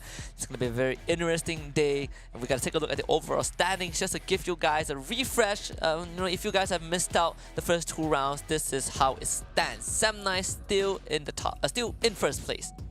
Yep, hence Expand very much close behind there, but only by 22 points. Then we got Team Flash now also within 20 points of Expand. So you can pretty much see that when it comes to the top, rather the first page here, they're kind of like expanding the leads to each other now. So, but on the meantime, on the other side of the page there, FARANG still very much stuck in 7th spot right now because King of Gamers is still racking up points in these last couple of rounds. So despite FARANG picking up the first booyah of phase number 2, it is still not quite enough to overtake the King of Gamers right now for 6th place and potentially a slot into Jakarta. MDH, after a brilliant round number 2 here today, has been able to get themselves up onto 8th place from 9th place right now, overtaking DEWA United Esports, but only by just 10 points. So certainly DEWA, who's also seeing themselves coming into a bit of a resurgence in day number 2, could potentially fight back, but we'll see how that turns out here, because now we're going back to the classic map of Bermuda, literally the first map ever released for Free Fire, so a map that a lot of these teams will be very familiar with, and also a map that I think is going to be quite balanced across the board because it features has a lot of features that are equivalent or rather similar to other maps. They're just all kind of combined into one spot. Yeah, absolutely. I mean, FARANG technically only played 1 round instead of 2 because they had a very rough start to Alpine, but we'll put that past us because we have more to come. Bermuda coming up next. We gotta keep an eye out on FARANG, V Gaming Esports, and MDH. And these 3 teams so far not looking too hot. At least they're not in the first page, but they all have the potential to make it there. In fact, the gap between I believe 6th and 7th place is around 30 points. So it's gonna take 2 rounds for whoever who is in 7th place right now to make it, and that team in 7th place is FARANG. Yep, and when we head on to the next few rounds there, we want to see these teams that we just featured here to actually continue to make that climb. And particularly, V Gaming Esports had started off the phase number 2 with a significant lead actually across from FARANG and MDH, and now finding themselves on the verge of being knocked into the 2nd page after day number 2. Something must be going wrong there, but nevertheless, what never goes wrong though are our sponsors for the Snapdragon Pro Series. We want to give a shout out right now to Monster Energy. Unleash the beast together with them. And one of the things I love about coming to cast with the SPS is that there's always a free flow of Monster Energy out here in the office, in the studio, really. And I'm just really enjoying the drink a lot more now these days. So go ahead, check them out over on their website at www.monsterenergy.com/gaming, and go ahead and unleash the beast together with them. I want the fruit punch. I actually have not tried fruit punch before. I've been hearing a lot about it. I think from our friend Danley and some of the guys from production. Really want to try that out, but so far I'm happy with just having normal Monster drink. It's great. Yeah, I feel it in my vein. I am so normal human being is 80% water. I'm 80% Monster. Literally a beast within, isn't it? Yes. Born a beast, built different, forged in just pure energy. Forged in the flames. Forged in the flames. Indeed. Pretty sure that's how the teams are as well. I mean, the Thai squads are forged in flames. So again, they're not here. We are going to Bermuda next. I think this would be very, very fun. Other than the fact that it's a classic map, it's also a map that most of these teams are very comfortable with. I want to specifically look at Expand again. I know, we've been focusing on them a bit more in this phase 2, but this is a map that they have very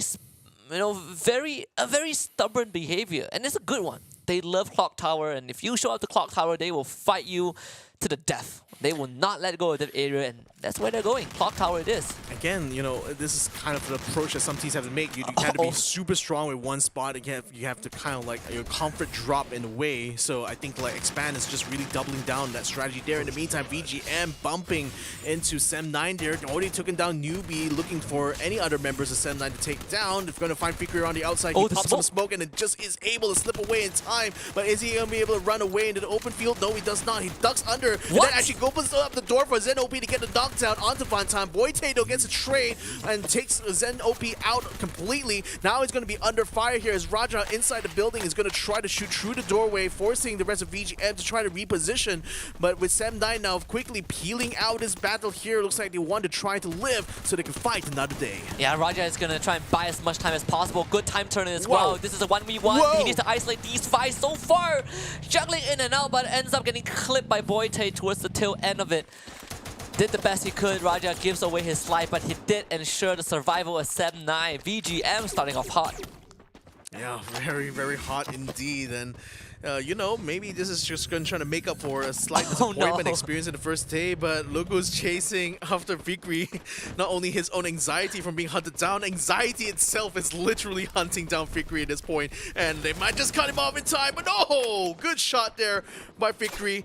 Should be able to get the kill right there with a couple of knife throws, and in fact, get some extra loot as well. And with no other members' anxiety around there, looks like he should be able to get away with that scot-free. Yeah, he needs to go for the long run.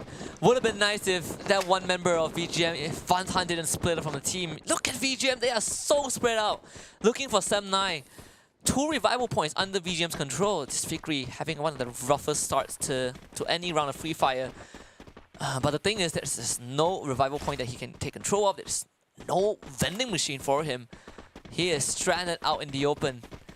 Let's see if Sem9 can recover from this. They've done it before, but this one is on another level of difficulty. I know, right? I mean, just from the fact that he has nowhere else to kind of go to revive his team immediately, just it's going to add more pressure because there'll be less time for his teammates to come back in to actually get some farm. And now he's going to run straight into his anxiety. Oh, actually, going to run straight into anxiety, I should say. But I can definitely feel Fikri being a bit anxious though, because not only is it out in a very open spot here, out in the ports of Rim Nasir, but at this point now, anxiety is very much in control over this next revive point, which Fikri desperately needs right now, and pretty much will gatekeep him from that specific position. Yeah, tough one. Axis also engaging in a fight early on. We also see First Raiders on our screen taking on VGM. So a lot of actions happening, at least on that southwestern side of the map. Fikri just going for a dip in the ocean. Is staying as far away as possible from Mankind, and probably gonna play that late game. Wait for the circle to come in and, you know, make those late rotations. I think it's the safer move, probably one of the safest maneuvers as long as he doesn't get spotted out. Rafto, can't say the same for him. Bayo just hunts him down, gets an easy kill. Axis, I'm not really sure if you want to drop in though. It's a bit of an uncoordinated push. We see that one Axis member just fly in. Shahid, what are you doing in the house of Team Flash? Your team is not with you. He is sold out by the rest of Axis. Shin gets a freebie. That's a 2-for-1 sale. I wonder whether or not he jumped before he realized that Raph just got taken down or what. I mean, it's again very uncoordinated and like very much thinking of lack of commitment actually for any kind of fight that will come with a hot drop like that. So that's already 2 down. Fikri though getting caught out by anxiety just as he tried to go for the revive point. So that's GG WP for Sem9 for this round. Now is the first team to get bowed out. Good news for the rest of the team now. They can have more room to kind of catch up, close the gap between them and Sem9. Maybe for Axis, that was one of the moments of, you know, it was at this moment that Shahid knew that he messed up as he was just tried to fly in.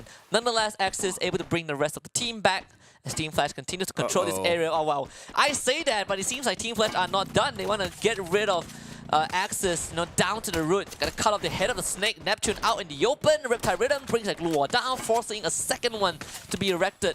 Team Flash basically just keeping Axis literally at bay.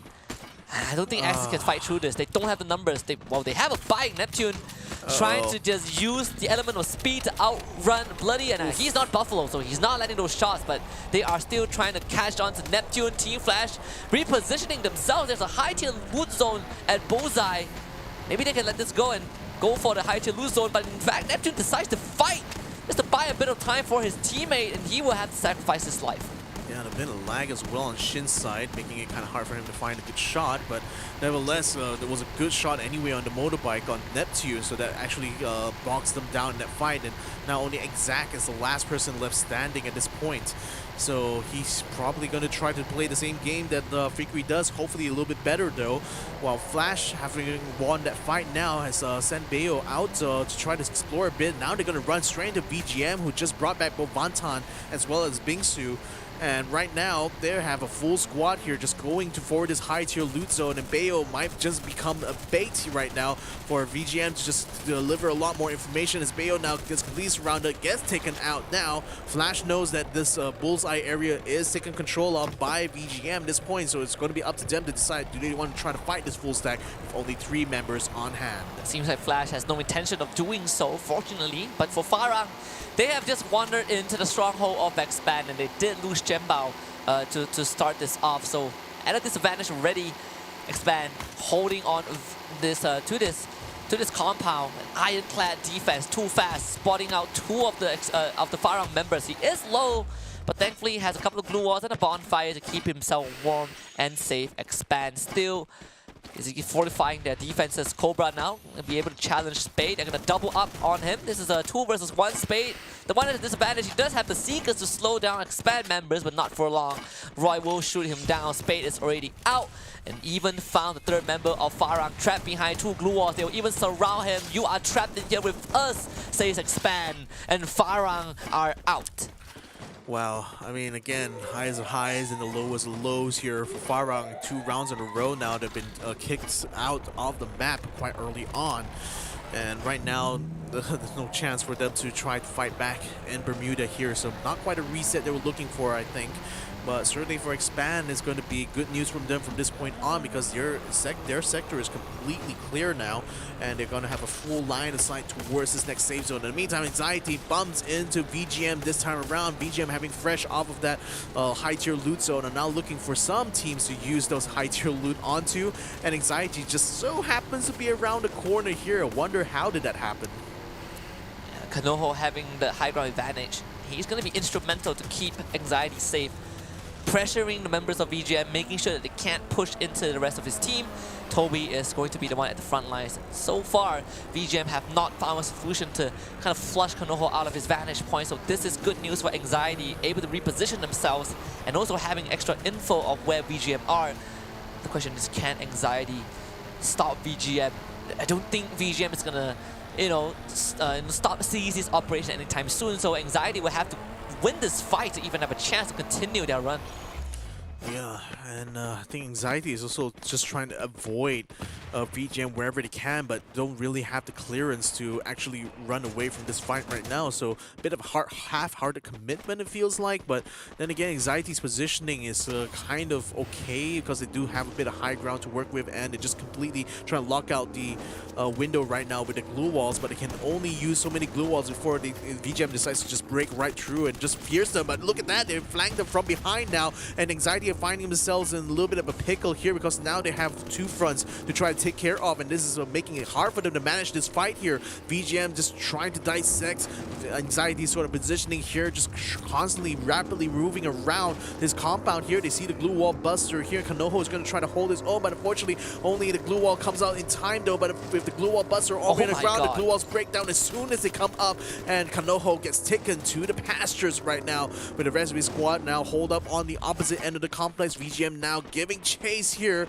We want to see whether or not they will be able to catch out Somai as he tries to run past a window there. Gets caught out by Bingsu. He's down for the count. Got to be, was going to be able to peel away, or is he though? He gets caught out just as he gets to the edge of the blue zone and will be cut down in his prime by VGM. Good recovery round for VGM. They desperately needed this one. 10 kills so far. When Toby bleeds out, they will get their 10th. Anxiety able to revive some of the members, so at least there is a lifeline. being sent all the way, ironically, to Graveyard. There's a buy point. The circle, you know, does favor VGM, at least for now. MDH and KOG also showing up to the party, but you can see on the radar right now, KOG is being heavily pressured by Heavy. Expand slowly inching closer. They are making a pissed up at Hangar, but with all these gunfights going around them and those very loud gunshots, it seems like Expand also impatient to chip in, and the target will be Heavy. Oh my god, Kanoho is such an awkward position there. He is up on the billboard. Now he's got King of Gamers on ground there, and he's got Heavy also moving in on his position. So, and all he could do really is just hunker down, just wait it out, wait for everyone to just bypass him here. But here's the other problem. His landing zone is also smack dab inside that safe zone right now. So even if he does come out, it would be likely into the crutches of another team. So it's just nowhere to cut it. He's very much cut off right now. His best hope is just to stay out of trouble.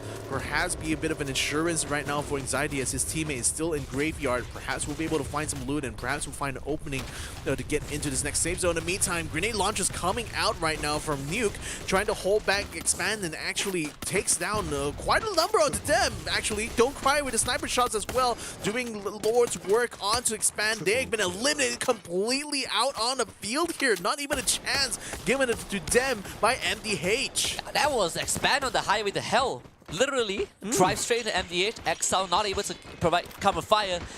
And they were pressuring Heavy, right? They should know that Heavy is going to be watching out for them. So pretty weird that Expand didn't fully push in with their vehicles.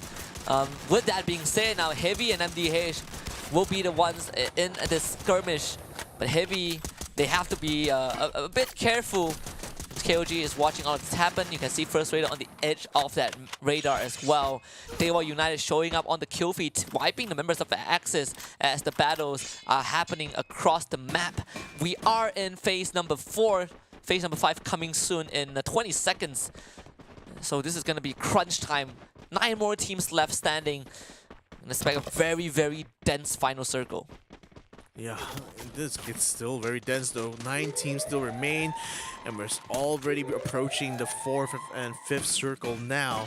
And most of the teams are very much holed up on the borders here because the next safe zone actually takes place on top all over this bridge structure here. We already got King of Gamers right in the smackdown in the middle of it, trying to fight against First Raiders and Souza, who's just been caught out. We also have Kevin up on the water tower, just trying to keep an eye out for Heavy, just coming over the horizon right now. Triple kills already come out here as Heavy moves in to try to be a pincer between DEWA as well as King of Gamers. And they're finding plenty of targets there in the form of DEWA as Ozlozzy gets eliminated on the sidelines there, trying to flank around the back of DEWA, and just unfortunately gets punished for it here by Heavy. Now Tom XD is going to try to get some good shots there. Unfortunately, the trees are making it a bit hard for him to spot targets through there. No problem there for Mill now though. Had a clear line of sight to DNP and takes him out very, very quickly. And DNP is oblivious to what is happening behind him. DEWA United underneath the bridge though is a very, very populated bridge. In fact, with Heavy kind of being the checkpoints on top of it. And this is just a field day for me now. Another kill for him. Finally shut down by Icky. A good refrag, but unfortunately they couldn't find any finishers. Souza is at kind of the entrance of one side of the bridge. And me now brought up, knocked down again. Buffalo going to work. Nerok is knocked. VGM out. Bill, what a nade off screen, getting the job done for Team Flash as Heavy continues to hold on to this bridge. They have 2 teams to watch out for. Souza out in the open and realizes it's a big mistake. But now with his position review, the rest of Heavy are going to run for him and take him out. 5 kills, about to be 6, and Buffalo gets it. Number 6 for Heavy. Oh boy, someone's gonna have to deal with Buffalo at some point though, because he's literally killing everyone from the top of the bridge right now. Nuke is the next one to fall. Nero may not be long for this world. Buffalo can just find a shot. He has to put out some glue walls though, because Flash coming over the hills now actually has a slightly better high ground compared to the bridge. So now it's gonna be up to the other 2 members of Heavy to try to meet them in open field here to battle. Fudai is already in the front lines here, trying to fight against Bloody, but unfortunately gets knocked out by Tom XD around the side here. Tom XD is gonna try to hold his own, but now he's he's facing a lot of pressure here from Shin with the glue wall, and with Bayo in the backline supporting them, using the sniper rifle. It's going to be making very hard for Heavy to try to push them up of this hill. Yeah, Team Flash, they have the high ground, they have the numbers, and so much pressure as well. Heavy, they're running out of space to work with. Budai goes down, Tom Maxi the last man standing, and he will not stand for long. Team Flash, 14 kills. And they are still pretty much healthy. Basically, the strongest team on the map right now is one remaining for the other two squads, and Team Flash are looking for the closure. Icky is gonna get spotted. Kevin, oh, you cheeky little bastard, hiding underneath the bridge. Can he survive long enough though? He needs help for Icky. If Icky can thin down the numbers of Team Flash, maybe there's gonna be a chance for Kevin, but Shin, he knows that there's a troll under the bridge, and 3 Billy goes gruff in the name of Team Flash, gets the booyah in round 3. And I was like, I mean, it was their round to lose already. As soon as they had that man advantage and the other two squads only had single members, it was just really down to Team Flash to decide which way they wanted to approach. And, you know, Icky was definitely very cheeky underneath that bridge for sure, because like if he actually was able to hide out even longer, the blue zone was actually providing a little bit of a gap there that allowed him to just basically hide, but not enough to hide his whole body though. Nevertheless, Team Flash now with the booyah this time around, so that's certainly going to keep them very much solidly in the lead when it comes to the Vietnam region. Yeah, absolutely. And, you know, this is a round that, you know, we saw, I think, 7-9's first team to get knocked out. Expand finished in 10th place. So the two front runners having a very underwhelming round means that maybe we will see a bit of a shift on the leaderboard, right? The Vietnam's team will catch on closer, especially Expand, who did have a slight cushion, but maybe because of this round, that cushion would be removed. Yeah, certainly. And right now, I want to see whether or not Team Flash will be able to continue that momentum for sure, because by rights, they should be competing with both Sem9 and Expand through today here to see who's going to be taking that top 3 really. But you know, that's really the fight for that top 6 here. As we look back at some of the events that occurred throughout Bermuda here, I mean, there's certainly a lot of things that I didn't expect to see, particularly, you know, Axis really dropping the ball here by like dropping onto a flash and not really fully committing to a fight actually, which is kind of surprising because you kind of have to expect, you know, the unexpected sometimes when you do these kind of long distance drops, but it just seems like they were just completely left caught off guard. And Flash as well, huge like initiative on their part to just go ahead and chase down the remaining 2 members, Axis, and eliminating them, knowing that they were already 2 men down, knew they had a huge advantage in that fight already. This is a good recovery round for VGM after multiple rounds where they couldn't really get enough points. Same can be said for MDH, a good round for them. Seems like they're carrying the momentum from round number 2 forward. Heavy also doing well. I mean, Buffalo, this guy is just a highlight machine. Of course, at the end of the day, it's Team Flash getting the booyah. And it seems like they've changed the camera angle a bit for the final fight. The team footage, you know, Yeah. at least. Nonetheless, Team Flash, yesterday, they got the booyah on round 3 and 4. And it feels like maybe Team Flash is just kind of your mid-round, mid-tournament, midday team, whatever. Yeah, It's Vietnam on the board on page 1. Yeah, maybe they need a couple of rounds as a warm-up first before they can finally get their heads in the game, maybe. But when they do turn up that heat, it literally is on fire here, ladies and gentlemen, because 26 points to 14 is a significant gap in terms of like how much Team Flash has been successful in this round here. I mean, V Gaming and Heavy have been, no slouches in keeping up that Vietnamese dominance in this round here for Bermuda. But, Team Flash clearly separating themselves from the pack like this. It just feels like Flash wants to solidify their position in not just their own local region, but even within this competition right now as one of those favorites. So, despite the fact they only managed to nail down 2 headshots, they still did a respectable 6,000 odd damage there. And really, Team Flash is one of those teams that, we'll usually have to watch out for in these kind of competitions, because even though they may be quiet in the early phases, but sometimes when they turn up the heat, like I said, it goes literally in flames. Yeah, this is a team that, this is the World Series Team Flash that we love to see, just spearheading the Vietnam region, especially when we look at the 2 representatives from the region. Recently, one is Team Flash, the other is HQ Esports, and that team isn't even in the challenge group stage. And it really says a lot. Team Flash keeping it within touching distance. Maybe they have found that formula, and perhaps Expand and Sem9 would meet that third contender from a different region. We'll find out in the next installment of the phase number 2. But for now, gonna go on a short break, and when we come back, it's gonna go to Kalahari. The Snapdragon Pro Series powered by Samsung Galaxy is brought to you by Snapdragon Elite Gaming, Galaxy Z Fold 4, Monster Energy, and Kachi Shop.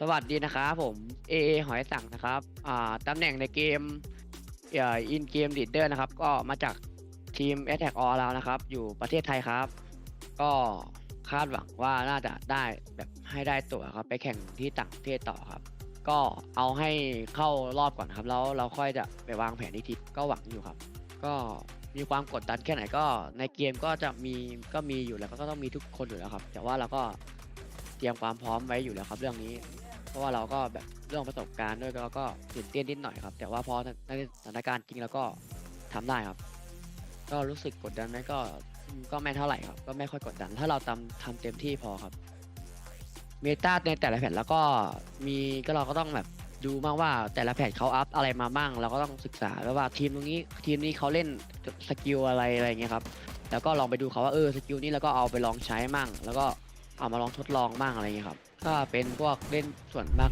ก็จะแบบเข้าโพซิชันมากกว่าครับโพซิชันก็คือแบบเน้นจุดมากกว่าครับก็ตอนนี้ก็ห้องซ้อมก็พยายามปรับให้กับเข้าน้องที่คนมาใหม่อยู่ครับก็ต้องเริ่มเข้าได้อยู่แต่เดี๋ยวนี้ก็ซ้อมตีด้วยครับความท้าทายก็มีครับก็คือแบบเราได้ถ้าเราได้ตั๋วแล้วก็สามารถแบบได้ตั๋วไปเล่นที่ต่างประเทศก็ทำให้เราแบบตื่นเต้นดีครับเพราะว่าอยู่ในไทยมันน่าเบื่อใช่ครับเพราะว่าเจอทีมไทยเบื่อแล้วครับแผนมันก็ยังไม่มีเลยพี่ก็เตรียมไว้ว่าเราต้องทำให้ดีกว่าเดิมแล้วเราก็จะพยายามทำให้เต็มที่แล้วเราจะไฟทุกที่ฝากหน้าเราครับก็จับตาทีมไหนเป็นพิเศษก็ไม่นะครับก็เราก็เน้นทีมเราเป็นหลักมากกว่าแบบประคองทีมเราให้ได้เล่นมากกว่าครับเพราะว่าทีมฝั่งของข้ามเขาก็จ้องจะมองเราอยู่แล้วคือคู่แข่งที่กำลังดูอยู่นะครับก็ระวังไว้ดีนะครับใครที่บวกกันอยู่ผมจะเป็นมือที่สามจะคอยเข้าเสมอThey don't want it with me. You got a problem with me? Love, you don't want it with me. Man, you won't ever stop me. Who y'all really got a problem with? Who y'all really trying to solve them with?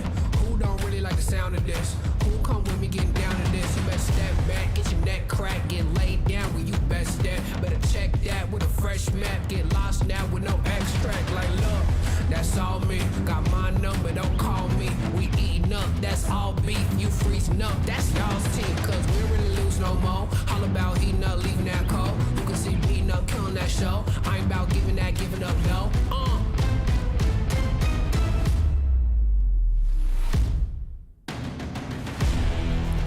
Nah, cause they don't want it with me. Look, you got a problem with me. Look, cause y'all don't want it with me. If you start a fire with me, then you never gonna stop me. Ayy, sound the alarm. We about to go on. You getting it wrong. Time to go off. Can't hold us back. Truth hurts, you owe us that. My truth lurks, say y'all collapse. Now scoop first, where your homies at? Come my team with me right now. My team's on me right now. But what you mean y'all out? It's time to weed y'all out. Okay, we coming back with a vengeance. Time to go start your engines. What is this thing y'all mention? Time for y'all stop pretending,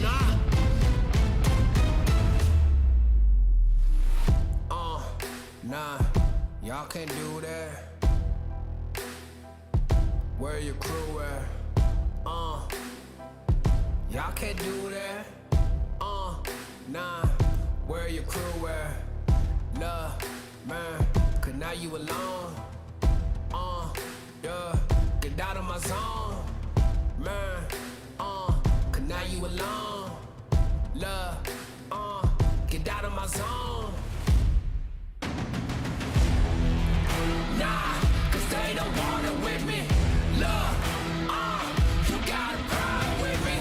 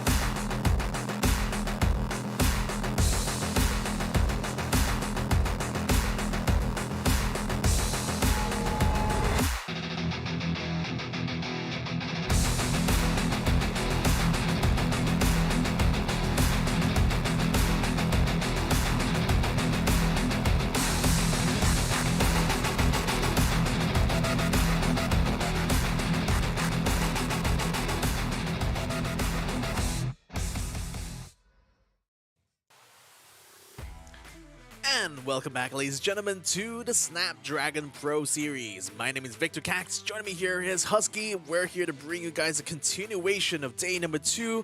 Now, after having already played 3 rounds, we're going to be coming back to Kalahari. The only time today we're going to be playing Kalahari. So, as part of like what's been different in phase number 2 compared to phase number 1. In the past, you know, you mostly only had to contend with 2 maps. Now we got for the 4 map rotation going on here.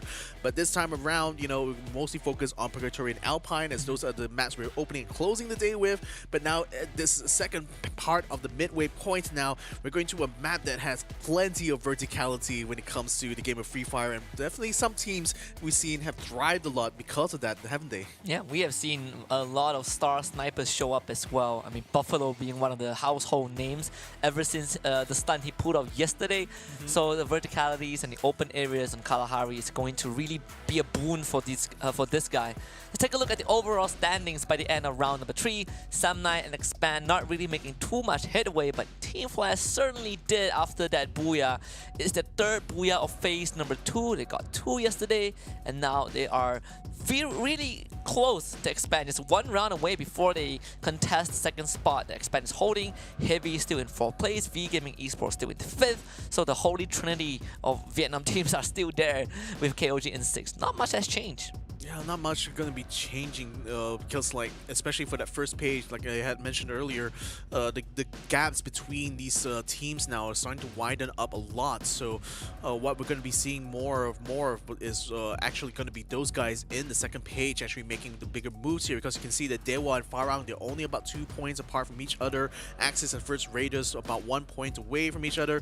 MDH still has practically 38 points makeup before they can even tie up with King of Gamers. So that's just big, how big of a gap right now there is between the guys in the 1st versus the 2nd page. Yeah, absolutely. But a slightly worrying fact is also the point gap between 6th and 7th place has also widened by a bit. Just now before round 3 it was 30 points, but right now it has almost gone to 40.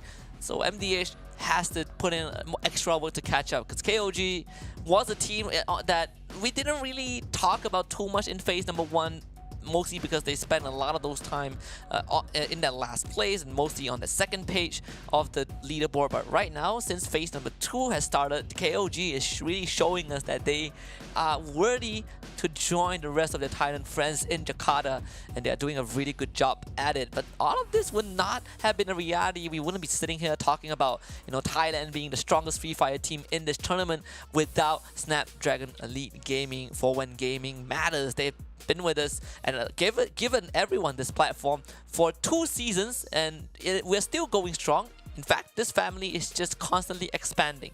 Indeed they are, because guess who has already joined in the party here? Samsung Galaxy for the first time joins us in the Snapdragon Pro Series and showing off one of the latest phones, the Fold 4Z.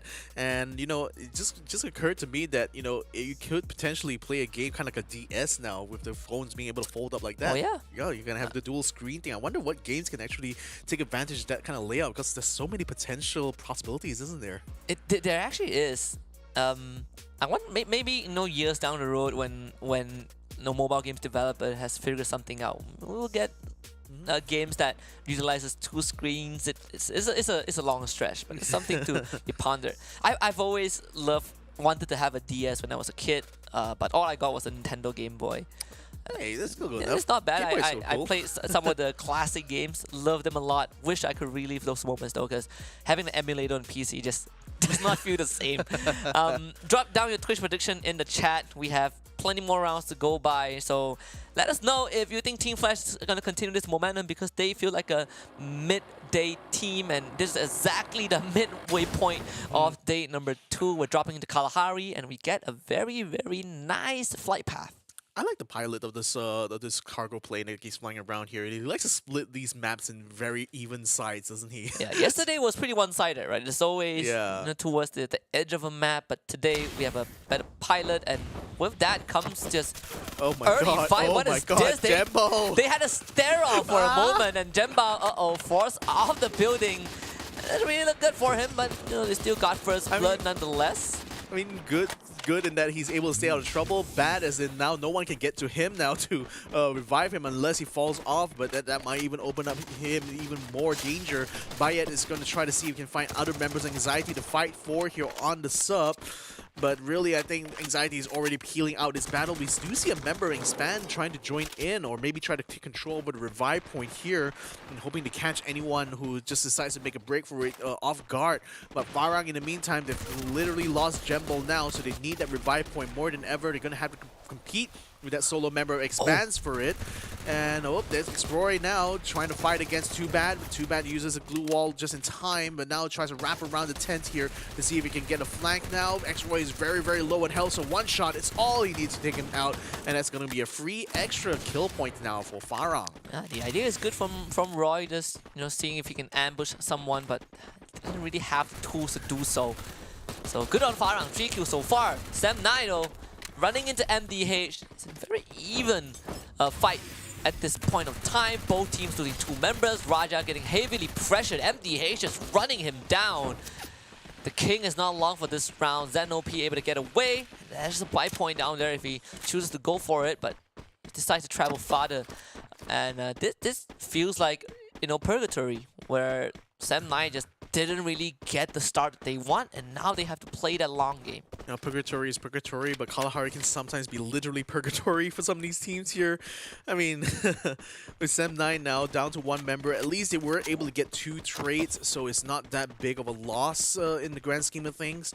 And granted, Sam9 is the leader overall. They still have a huge points cushion to the next rival, which is Expand, and Expand also just lost one of their own members, so, fair is fair. I mean, it's so far, SM9 can definitely afford to lose a lot more compared to some of the other teams here. But with this solo member, ZenOP, now running around trying to find a way to bring back the rest of his team, the last thing he will want is to just literally bump into a full squad and just lose the opportunity to get some extra points on Kalahari. And you definitely know that feeling because that just happened not long ago. So ZenOP, thankfully this time there's not many people around. Wow. Well, it's Anxiety again. Anxiety. Had to beat them. It just had to beat them. I mean, it's just fate. I guess it's just literally fate. It's already written. Aikal, though, will spot out 1 member. Anxiety takes out Kanoho completely from the top there. So maybe Anxiety might have more things to worry about because ZenOP spots Jaboywa coming to inside his warehouse and just completely takes him out as well. So that's 2 people that Anxiety lost to 2 separate fights from 2 separate squads. Now Got2b is going to be brought back into the fight now. But Shomai is going to be left a little bit out on the lurch, unfortunately, until they're able to regroup. Yeah, good news for Zen. There is a revival point right there out in the open. Now he just needs to make sure that he is not spotted. I believe First Raider is kind of in this, around nearby that area, but thankfully Zen has that high ground. Should be able to get his team back. So Sam9 finds some signs of life in this game. Oh, I don't know about Zen's positioning though. He is very much putting a dance, and Bayet is going to spot him now, waiting for a good shot. Oh, misses that one. Doesn't quite land it, but that's already alerted ZenOP to the fact that he's under fire, so he's going to try to run away, but that might actually delay the bringing back the rest of his squad right now, so maybe that might be the ticket here. But Sam9 certainly going to be under pressure right now. Flash is caught up in this bridge battle here. It looks like they have been able to stabilize this fight somewhat, but there is a red zone just appearing before them right now, and that's going to make it a bit hard for them to find any additional places to loot, so they're just going to hold up there while DEWA in the meantime are also wait DEWA's not even here in this area right now, so it's mostly just a Flash on the edge of this next circle right now, deciding where they want to go next. Now that the red zone is cleared, we're going to be going to see what VGM and Axis have been up to, because both of them have been fighting around this northern side here near the Council Hall, and this is a very good spot here to try to bring some fights. Not so much of a good spot here for glue wall spammers, because right now that's a heck of a difficult maze to navigate here, and Neptune had the wall just in front of him, just completely trapping them in, I guess what you can call a glue wall igloo here on top of the Council Hall. Bond is going to try to run away. Unfortunately, he's going to be dropped down so low that he's going to be forced to turn tail and fight, but Exact is going to try to find the exact angle here to keep spraying him with bullets, while the rest of his teammates are going to be going up in front. Flame is going to use a grapple gun to try to catch up to where Bond is, just practically chasing him down with both legs and feet. But who is going to be the first one to get there? It looks like it's going to be Flame 7 who will be able to get the knockdown with the shotgun. So VGM loses one anyway. Yeah, Flame getting some game time today, finally subbing in. So Axis kind of playing around with that roster a bit. VGM were the one who decided to initiate push, but unfortunately Neptune is too strong of an anchor to hold down that area. VGM sent running. Binsu and Vantan still alive, and they do have a vehicle to work with. High tier loot zone right in front of Vantan. Katrina and Binsu has already checked in, so this should be a-okay. There's a vending machine and there's a revival point in the same area. VGM will have so much more time in this round to work with, as Sam9 is then able to complete his revive before he was, almost shot by FARANG. That means Sam9 also get to keep going. And bringing back the whole of the team means that now they're going to be able to get back into the pace. The problem is, though, that they're going to be quite a bit behind, as most of the teams now have already congregated themselves into this next save zone here. But that good news for Sem9, though, is that they will not likely face too much resistance here by hanging out a little bit longer out by the sub. In fact, they're spreading out a little bit to see if it can take control over the buy point that's close by. But that might put them into the clutches of FARANG very soon, though, because FARANG is also just getting into the southern tip of the circle here and are within range of that next buy point to the east of where Sem9 is and where Sem9 is currently headed towards. First Raiders, seeing that Refinery is part of this next circle here, are going to be moving quickly to try to take control over the high point on this map here, which is going to be Refinery. As right now, Team Flash takes control over the northern side. They may face a bit of resistance soon, with King of Gamers being hauled up across the street, and Anxiety, one of their members, actually Kanoho, getting close, but maybe not too close right now. Whoa, actually too close for comfort, though, as Bale spots him from the window and takes him out pretty easily. Anxiety so far is not really having much that they could do this round. Being caught out by First Raiders and then ambushed by Sem9. And now Team Flash also getting a drop on them. And speaking about Sem9, it seems like they have ran into FARANG. And if they can take FARANG out, it's going to be sweet, sweet revenge, because FARANG almost stopped them from being able to play this round. It's only too bad that it went down, but FARANG has a revival point to work with nonetheless. Should be able to bring him back. Bias with a long range shot to take down ZNOP. The rest of Sem9 scrambling to protect their friends. He will bring him back up. Yeah, they're getting shot at from a distance. It's because of Jembo literally spotting them over the horizon right now. So Sem9 under pressure. They're going to try to peel away as a group now, committing to this escape, but they cannot afford to be bogged down here. Jembo can't quite find a clear shot, so he gets on top of the tent now to get a bit of high ground here to spot the movements of Sem9. But looks like they might just have been able to slip past FARANG's fingers, though. But with FARANG still keeping control over this revive point, it is still within the circle right now. So that's further going to add some value to their positioning at this point. MDH, in the meantime, they are on the south side. They've already bumped into Anxiety. He will be able to take down Shomai there.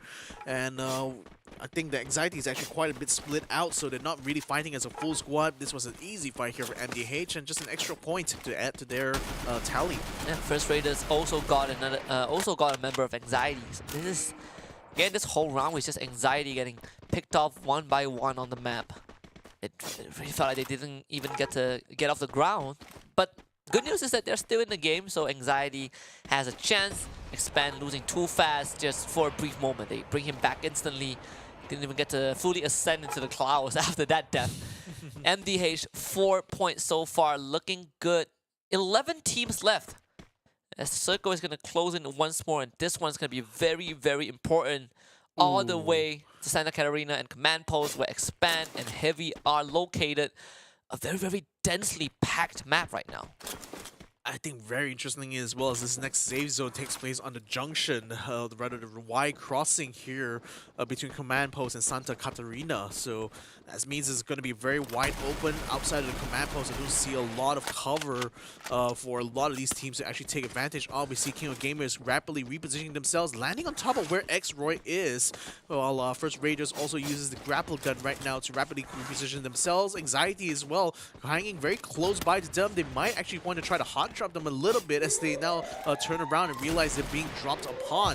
King of Gamers now going to be facing pressure as Team Flash moves in from the northern side. This is going to be a rush now from one of the top contenders in the phase number 2. So King of Gamers are going to have to hold their ground and commit heavily into this fight. Yanbin is going to spot them inside the window here as King of Gamers scatter out in the open here, trying to prevent themselves from being bogged down in this fight against Flash. In fact, trying to avoid the Flash altogether. Shin trying to get a shot off from a distance there, didn't quite catch that member of that member as he tried to fly away. So looks like Flash just got slipped on by there, or rather given a slip by KOG. Yeah, so much chaos happening right now. Axis also engaged in the fight with the entirety of Heavy, Team Flash around the corner, Anxiety watching this unfold, Mina pushing out to get Neptune out of the way. Then Glue was going to go down. Neptune not able to put up the next one in time, and Neptune falls. But with Team Flash approaching, Heavy was like, you know what, brothers? You can take this. We are out of here.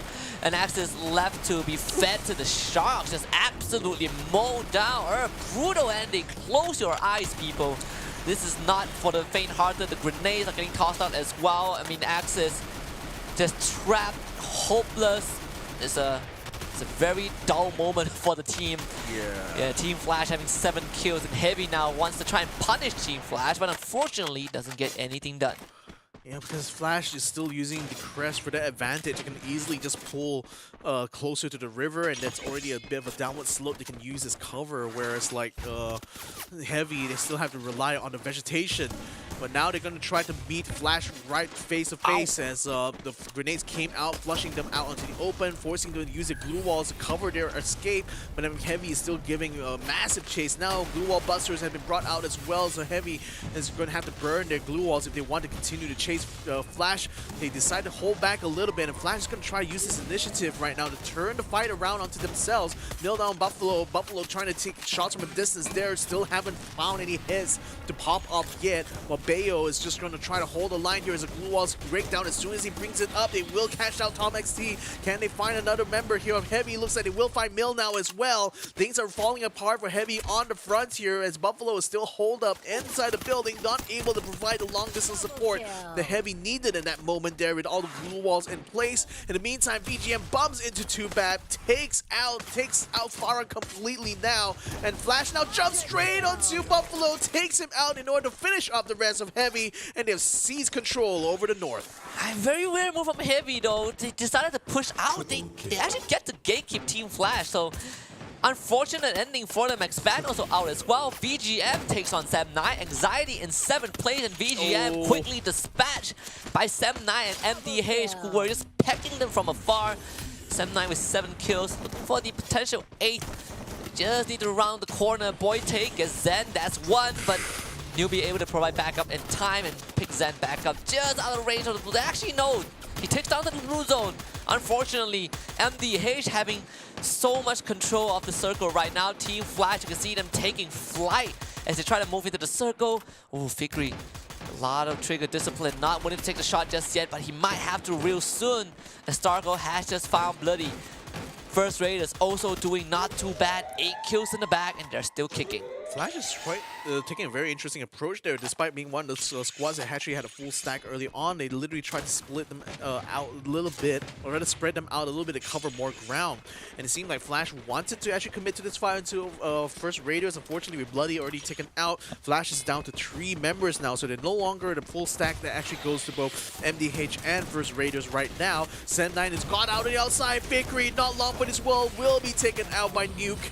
So now that's going to put extra pressure onto Sem9 in order to try to make things happen, but no, nothing is going to happen anymore as Newbie gets eliminated now. Team Flash as well getting completely wiped out, so we're down to 2 squads, MDH as well as First Raiders, Vietnam versus Indonesia. You'll be loving this. These 2 teams have been facing a slump This is good time for redemption. Both teams really healthy, full squad left alive. First Raiders and MDH inching closer towards each other, but you can see First Raiders, they are the one going in for the push. New, very, very low. First Raiders, they won a couple of knocks and they found 2 in a row.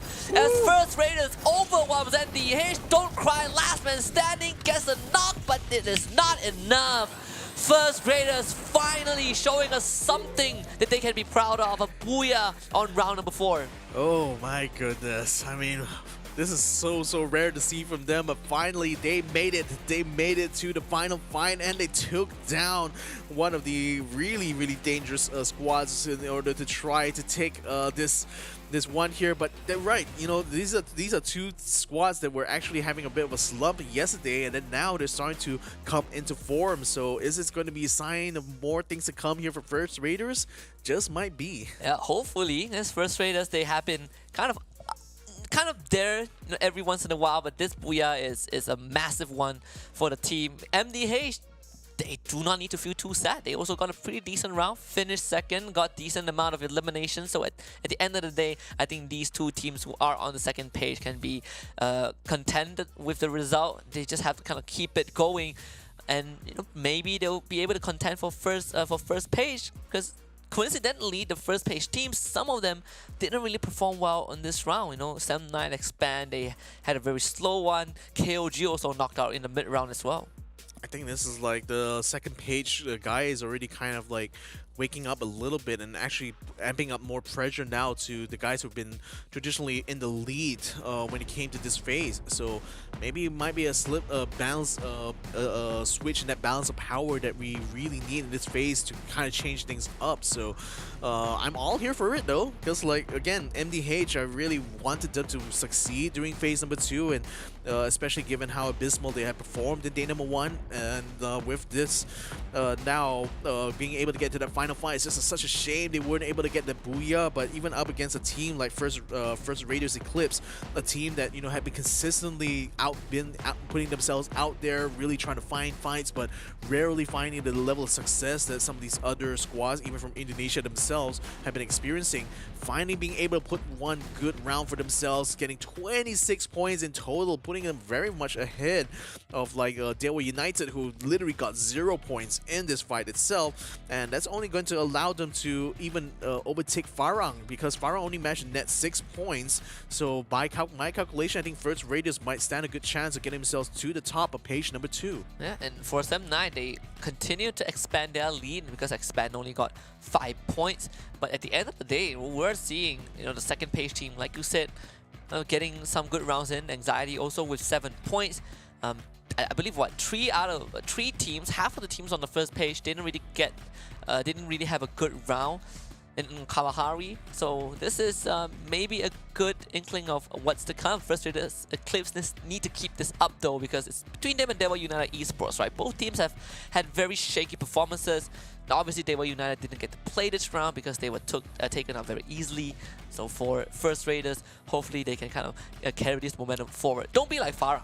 Had a good round 1 and the rest was just pretty much muted. Yeah, don't be like one-hit wonders, right? You know, just only good when certain situations favor you. So it's consistency that we look for in these kind of long-form leagues here. And First Raiders, you know, the thing that we can say that was really consistent about the first phase is that they got into a lot of fights. The thing that was inconsistent is how those fights usually turn out for them, because sometimes they usually, you know, facing the wrong end of the rifle, you know, in most of those cases. But I'm glad to see finally that they actually came into form in this round here specifically. So that's still a decent haul of points, and probably makes it a good case for them to be best off the rest here for phase number 2. It's still going to be a bit of a question mark right now whether they can make it into that first page, but I think this is already a solid amount of points for them right now. So that should put them very high up in page number 2, and the higher up you are in page 2, the better the chances of getting to page 1. Absolutely. I mean, if you fought enough, you would start to kind of get the hang of it, right? So maybe First Raiders just wants to do it the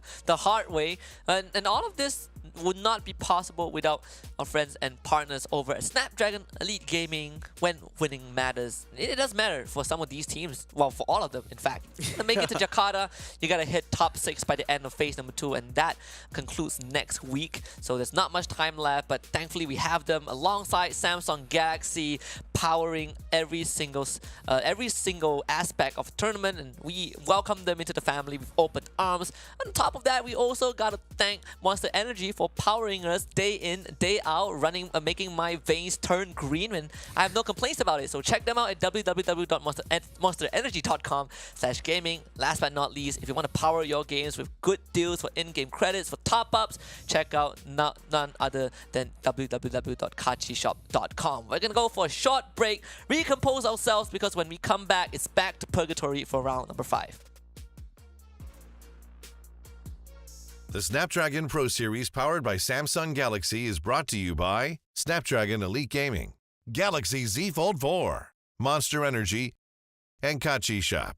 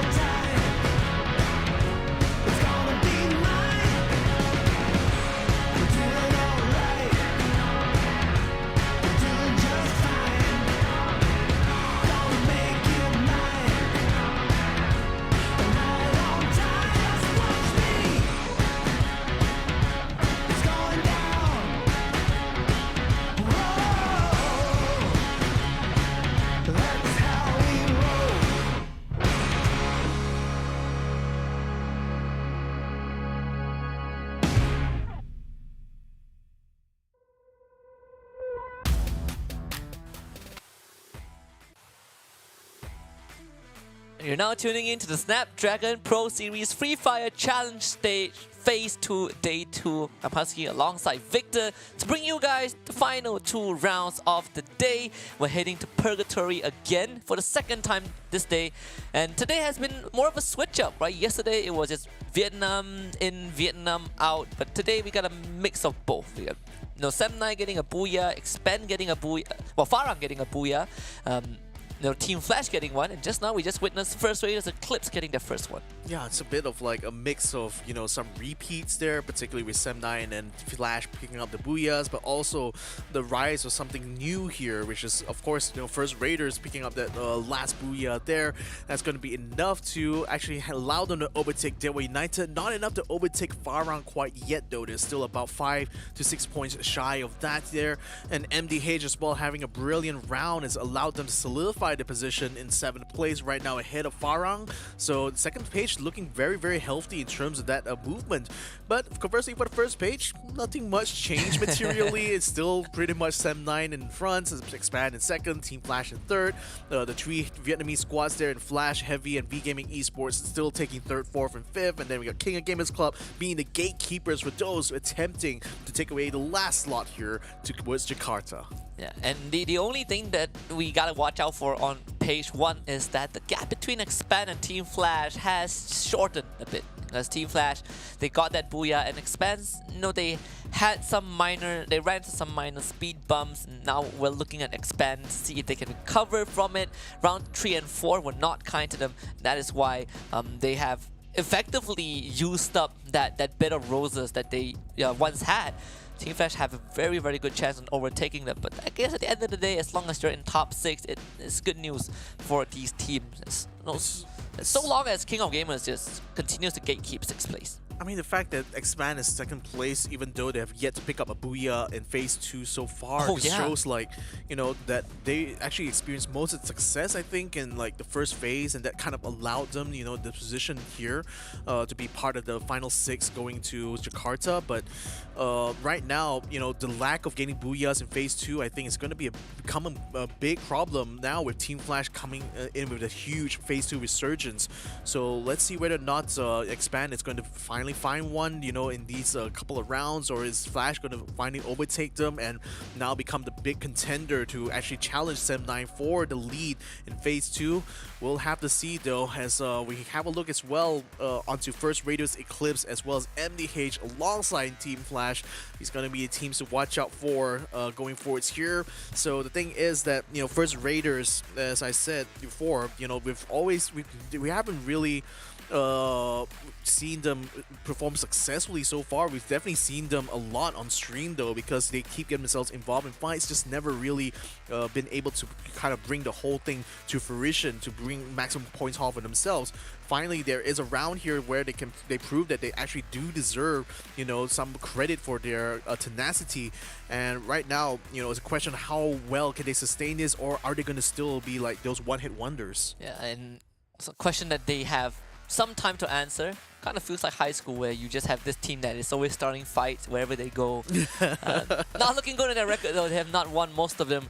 But contrary to that, Team Flash have won most of the rounds they played in, currently holding the most booyahs in Phase 2. 3 out of 10 rounds that they've played. It's a pretty good statistic, and with this, all powered by Samsung Galaxy, the latest addition to the Snapdragon Pro Series family, and we do love having them with us. And there's going to be so much more to come, especially when after the group stage we will head to Jakarta next year in February, early February for the final. So having Samsung Galaxy with us is a big bonus. Indeed it is. Thank them for joining us in this journey now. The Snapdragon Pro Series has been going on for 2 seasons, and it looks like with Galaxy joining the family, it's only going to get even more bigger. So Season 3, baby, on the cards. Season 3, yeah, for sure. Yeah. So big W Big W indeed, you know, for everyone involved, especially in this region here, because what other platform really provides such a huge prize pool for these top teams to compete in, you know, outside of the Snapdragon Pro Series. But I digress though, we still have plenty more prizes to give out to the current competitors right now in this season of Free Fire, as right now coming into Purgatory one more time. I mean, having seen Purgatory already in these previous maps here, do you see some teams kind of like having a good time, or rather a good seemingly an advantage compared to others when it comes to this map? I think so far the more consistent teams are, I think, Sem9, Expand, and the Vietnamese teams. It's pretty much KOG in the mix, basically kind of like the first page team. We did have FARANG getting the Booyah earlier on in our opening round, but that really was a one-hit wonder, because out of 4 rounds that FARANG have played, it's only the Booyah that really counted. Yeah, beyond that, like, they didn't even manage to get more than 10 points, I think, like in the subsequent rounds. So I mean, it was just it's like all the circumstances that kind of came together really well in that particular round. Specifically, you know, Circle landing on Brasilia there really kind of made the final Circle fight so chaotic, and somehow FARANG, you know, took advantage of multiple levels of verticality in order to gain a huge advantage in that fight. But will that kind of lightning strike twice again on a map as big as Purgatory? I doubt so, though, as teams are already hot dropping each other here. Look at Expand and FR just not really resting on their laurels here, even though they got the Booyah last time. They're just literally thinking that, yep, this is going to be the confidence we need now to take on the big boys here, because Expand takes control over the bottom floor. First Raiders take control over the second floor. MDH is nearby. This is scary. Oh boy. They hear all this happening. Uh-oh. Ikao just dropped down on the first floor. Lozzy having them locked in as well. And what was that flick Lozzy doing? Expand dirty. Incredible response from our Indonesian superstars, but maybe it would not matter if MDH crashes the party. First Raiders able to bring their friends back up. 2 kills so far. Expand having a very, very poor start. It seems like the lightning that strikes twice is Expand not having a game at all. Cobra able to win that 1v1, but he doesn't really have time to get that mad kit unless he can dodge all the shots. This guy puts on his dancing shoes into the time turner to buy a bit of space, but ends up getting knocked out anyways. MDH is the one that shows up. Expand, turning tail, they are running away, keeping themselves in the round, but very, very much bruised.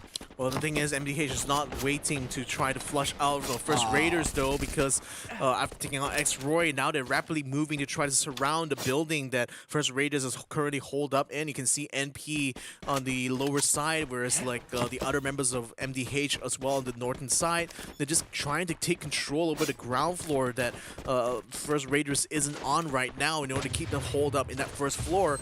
And this is going to make things kind of bad here for first Raiders, because they're going to be out of options very soon on where they want to run out. They're just probably going to have to brute force their way out of this. Oh, but grenades are already coming into play, though, as the skylight is actually quite wide open. That allows Don't Cry to throw a couple more grenades their way as the rest of MDH now storms up the staircase now, trying to find the other members of First Raiders. First Raiders fighting back right now. Managed to get 2 knockdowns here, but Don't Cry is not going to be able to hold out for too long, though. He can't really find the last one. He finds it, though, just in the nick of time, and takes out Lozzy to allow MDH to win this fight against First Raiders Eclipse. Oh, the last one, Mustang. Don't Cry got a collateral with those shotgun slug shots. First Raiders Eclipse almost put out one of the best openings that they've had. Contrary to that, Expand being the first team to get knocked out, Team Flash would be really, really happy with this turn of events. MDH getting the last laugh off of that. 6 points, 3 minutes in. And that's the start that they need. You know, they were so close to making it on the top 6. And now this opening for them would put them even closer to that.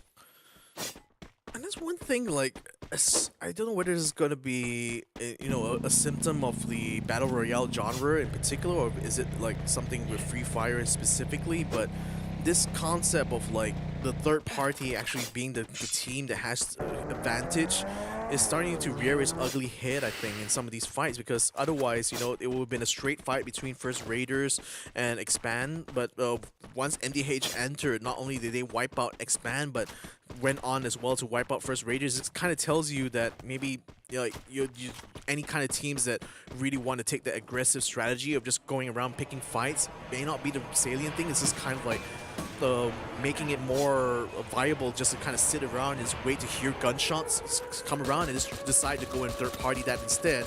Nero getting bombarded not just by the red zone, but even from Renz and Rain, literally raining bullets onto him as he tried to duck into the house.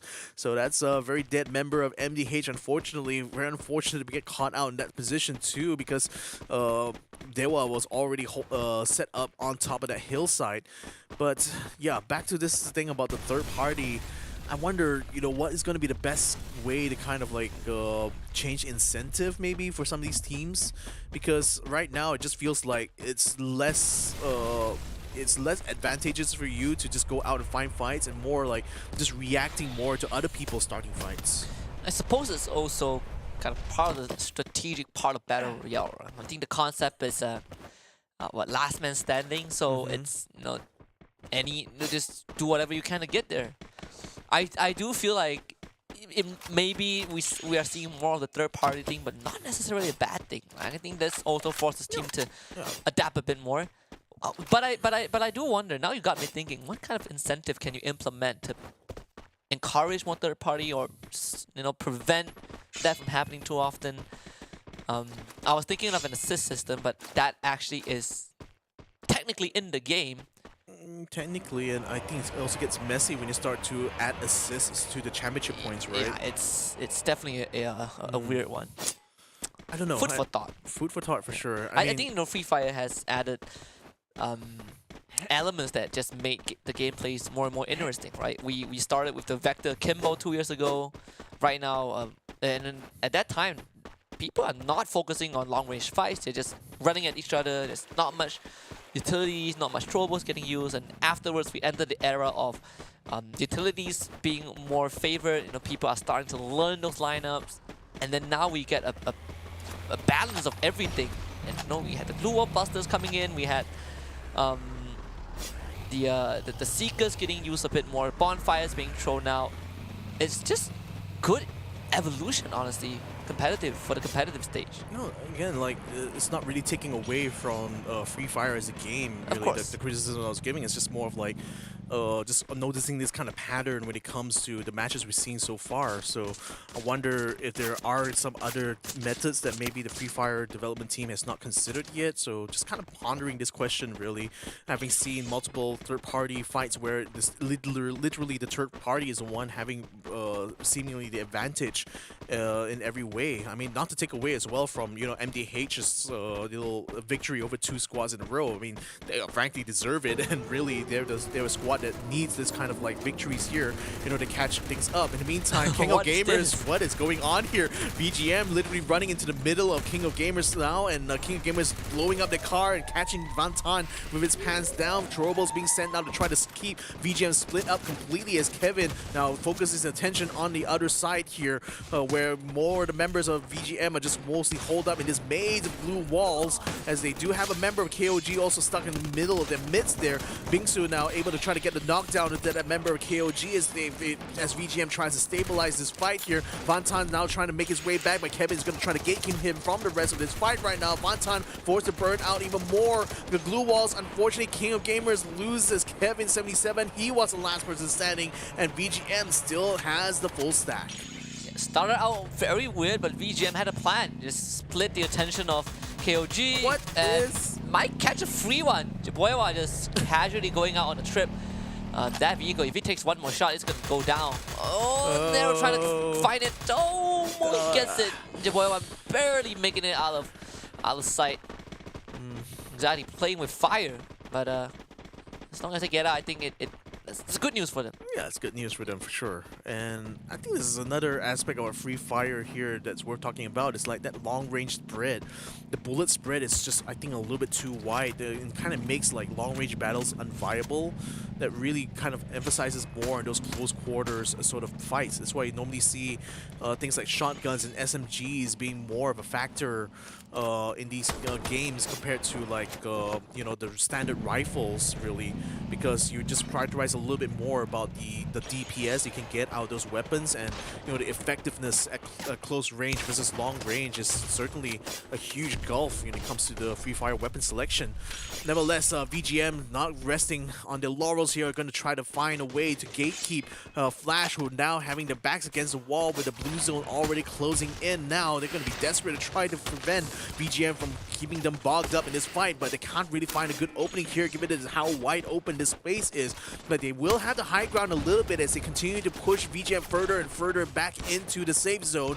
But how many more glue walls can they afford to spend right now? Do they want to use it all just for this fight alone, or can they save some of it for the final circle? Binsu's back is just slightly exposed. Shin gets a good shot in. VGM.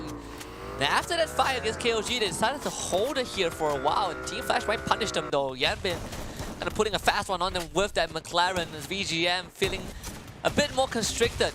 Claustrophobia in an open ground. It's not really what you see every day. Both teams suffering a casualty so far. Team Flash losing Shin, Fantan going down, Yanbin in the red, and is actually taken down by Kanoho from afar.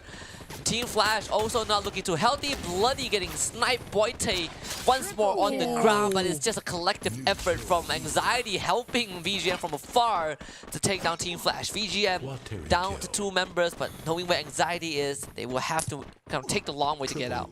It's still massive damage done to VGM's lineup though, but then they do manage to eliminate Flash completely, so that's 4 points that are going to be very, very much savored there by this Vietnamese squad as well. FARANG in the meantime has just only made their way to this next safe zone. Only see that the next circle is going to be a little bit far away as well, so they're going to have to continue to make the push now out into the open here.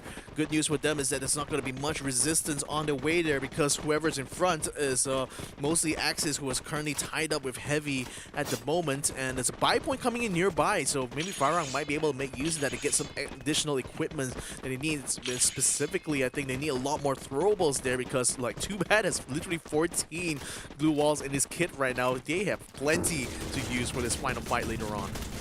Vantan getting caught out. Heavy getting that kill. VGM, they didn't have much time to recover. And Vantan is a good example of that. Now Boite is the one getting pushed. Gotta win this one now. Only has a pistol in hand. Heavy trying to run him down. Bensu coming in to provide a bit of backup. Tom XD, he is just right outside the building. But VGM felt like they couldn't contest this though. Trying to pinch the Tom XT. Can Tom find an isolated fight? He knows Boite is there and Binsu on the other side. It's going to be a fight of patience.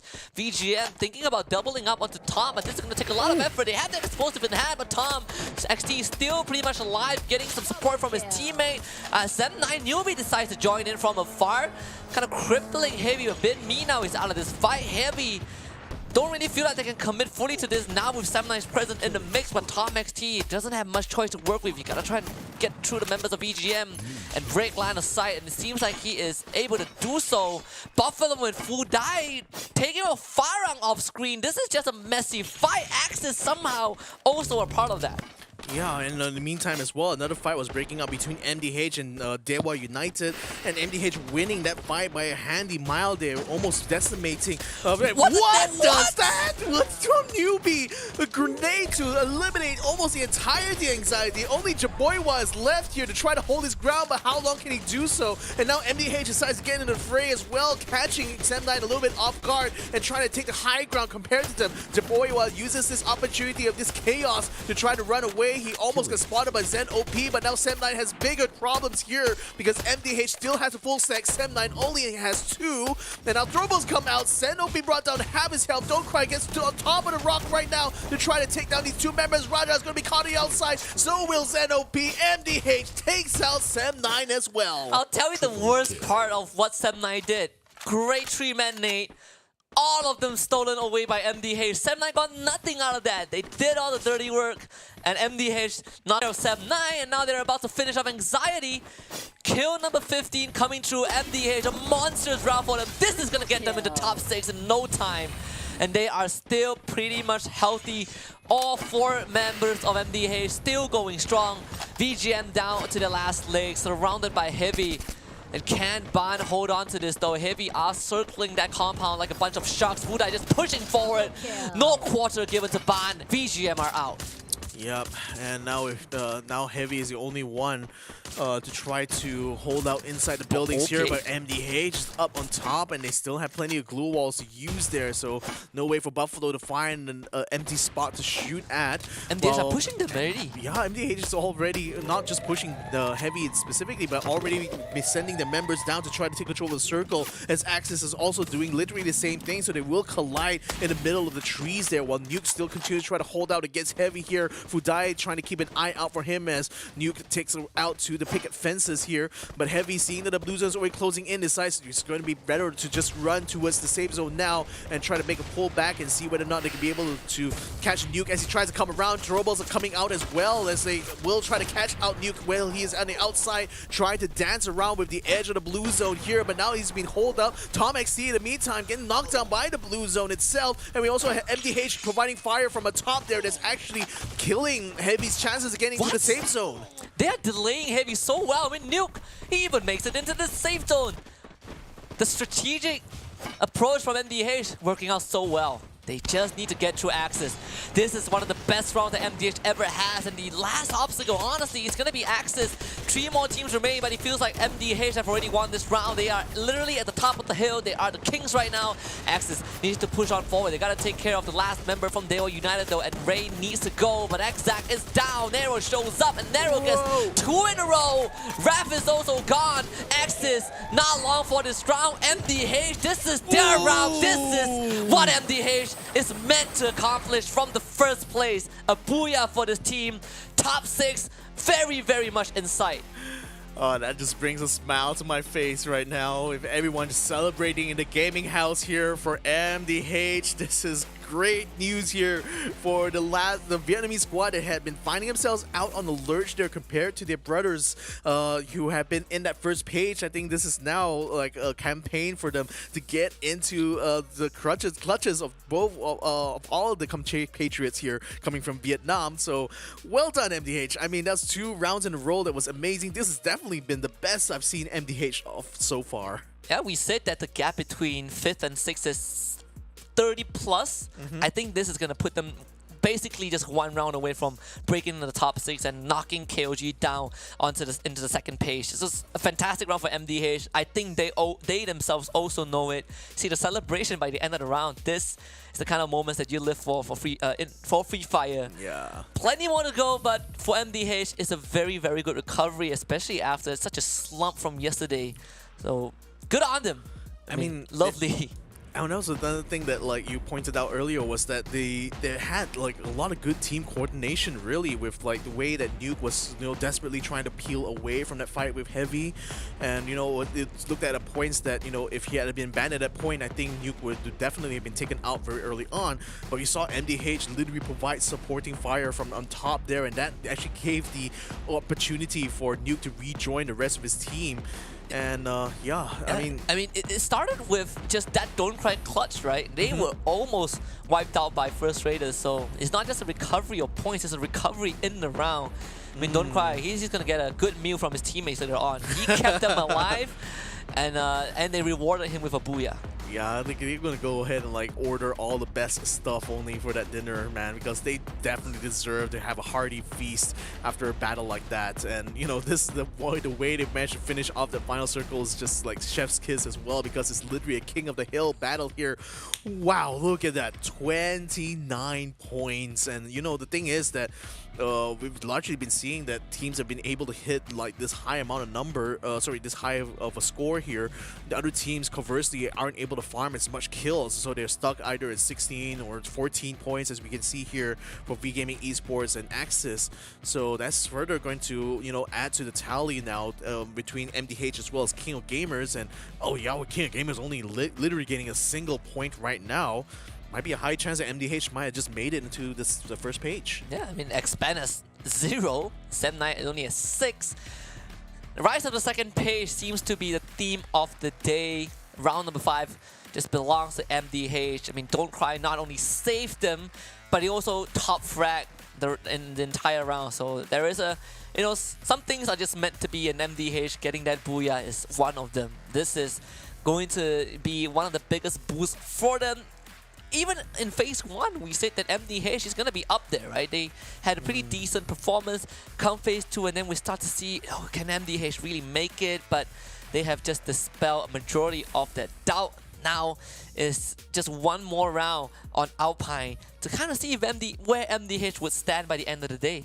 Indeed. I mean, again, we've just been seeing like a whole spectrum of different maps, you know, leading up to this point. I mean, MDH wins out here in like Purgatory and then previously in Kalahari. So now, I guess Bermuda might be the next kind of thing for them to conquer, but I guess it's going to be a little bit harder given how much experience a lot of teams have with that map specifically. But I digress though. MDH is definitely on the up and up, and we're going to be continuing to see whether they can continue to rise on, as we will be taking a short break before we bring you guys the final round of day number 2 for the SBS Free Fire.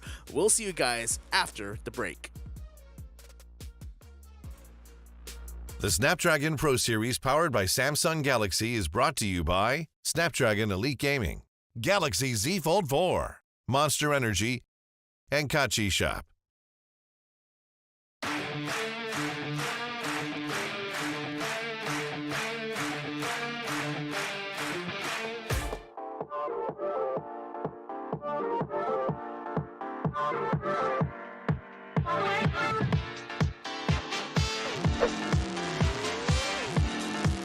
Cả hai. Wake up early to play game. Wake up early to play game. Bangun lebih awal main game. Wake up early to play games. Thức khuya để đọc sách. No shower for Oman. No shower for Oman. No shower for Oman. Gak mandi sebulan. No shower for Oman.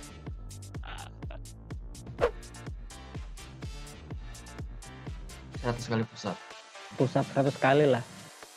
ยืดเพลินครับ 100 push-ups. 100 push up. Yoga class. Sống không có PC. Live without AP. Live without phone. ใช้ชีวิตโดยไม่มีคอมได้เขาตัดไปไหนก็ได้เขาใช้คอมมันก็ต้องเล่นอยู่ที่บ้านอย่างเดียว Mà tôi sẽ kia. Không quậy. Không, em không muốn bệnh. Cái mắt đi. Để đồng pil. เอาเป็นน้ำมูกดีกว่าครับ เพราะถ้าน้ำตาจะทำอะไรมองอะไรไม่ค่อยสะดวก มีแต่น้ำตาไหล เจอหนูในห้องครัว เจอหนูนี่หว่าพี่ Ôi, có chuột đi à? Thì cô sĩ đã put. Ôi, nhiều bed. Tán, một con tán không được. เพื่อนหนูดีกว่าครับ ไม่เอาครับมันน่าขยะแขยง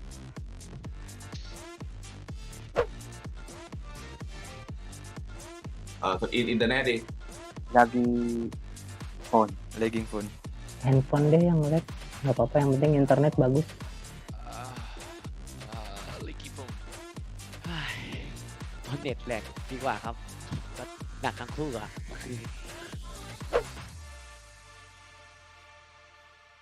Tình yêu đích thực. Never run out of battery. ไม่เจอรักแท้ครับ มันมีอยู่แล้วไงพี่รักแท้อะ Mình sẽ thà không xem TV trong vòng 1 năm à? Không xem TV vào 1 năm. ไม่มีทีวีปีหนึ่ง Forever. Forever alone. Arranged marriage. Arrange marriage. Không cô đơn là không sống được rồi nè. Hôn nhân sắp đặt cũng không được luôn nè. Mình phải tìm tình yêu cho chính mình.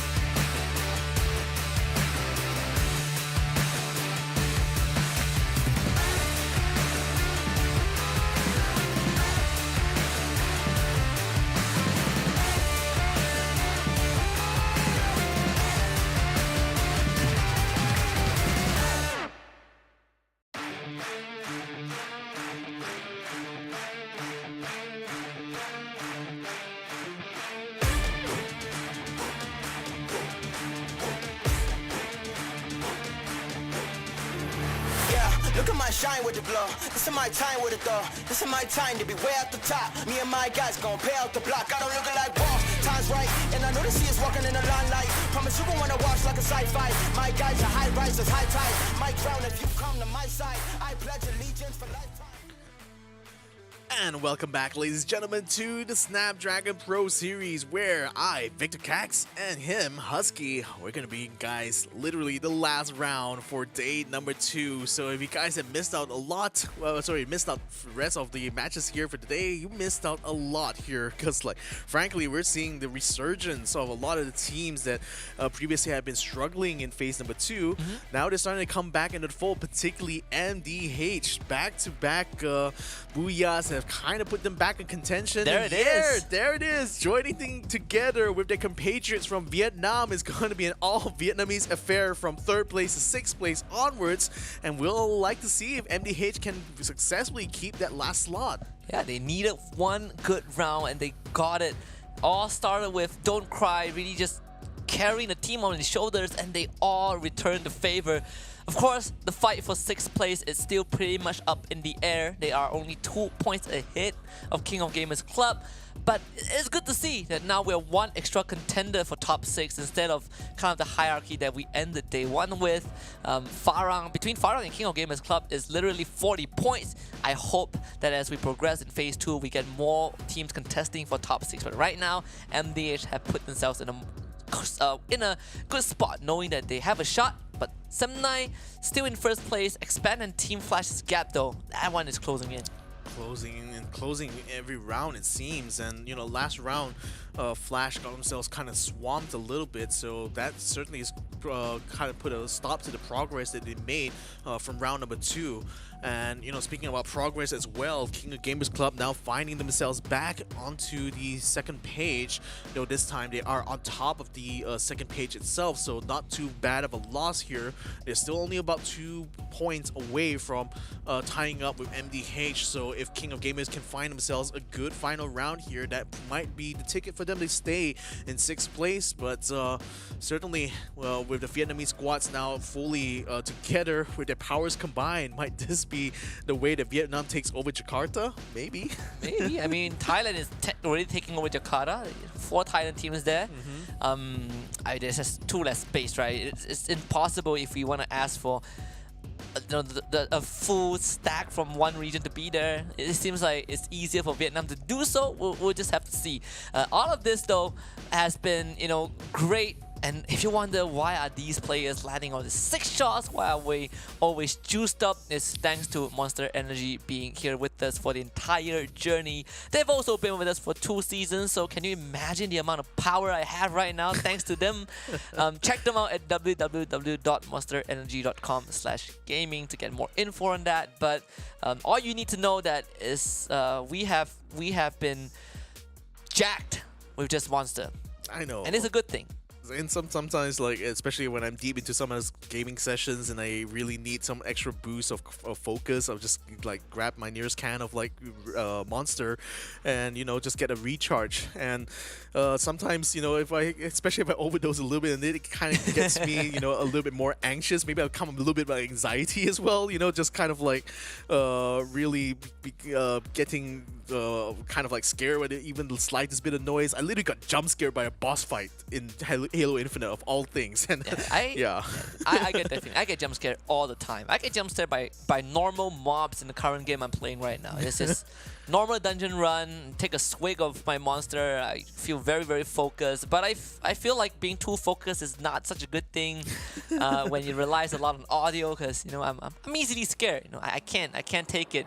I think Free Fire is a horror game, if you ask. You know, if it's literally the most competitive survival horror game out there. Yeah, you hear all the footsteps around you. You know, you swing a corner and you get blasted by a shotgun. It's a horror game. Man. It's a horror game. You know what we need? We need a horror battle royale in the future.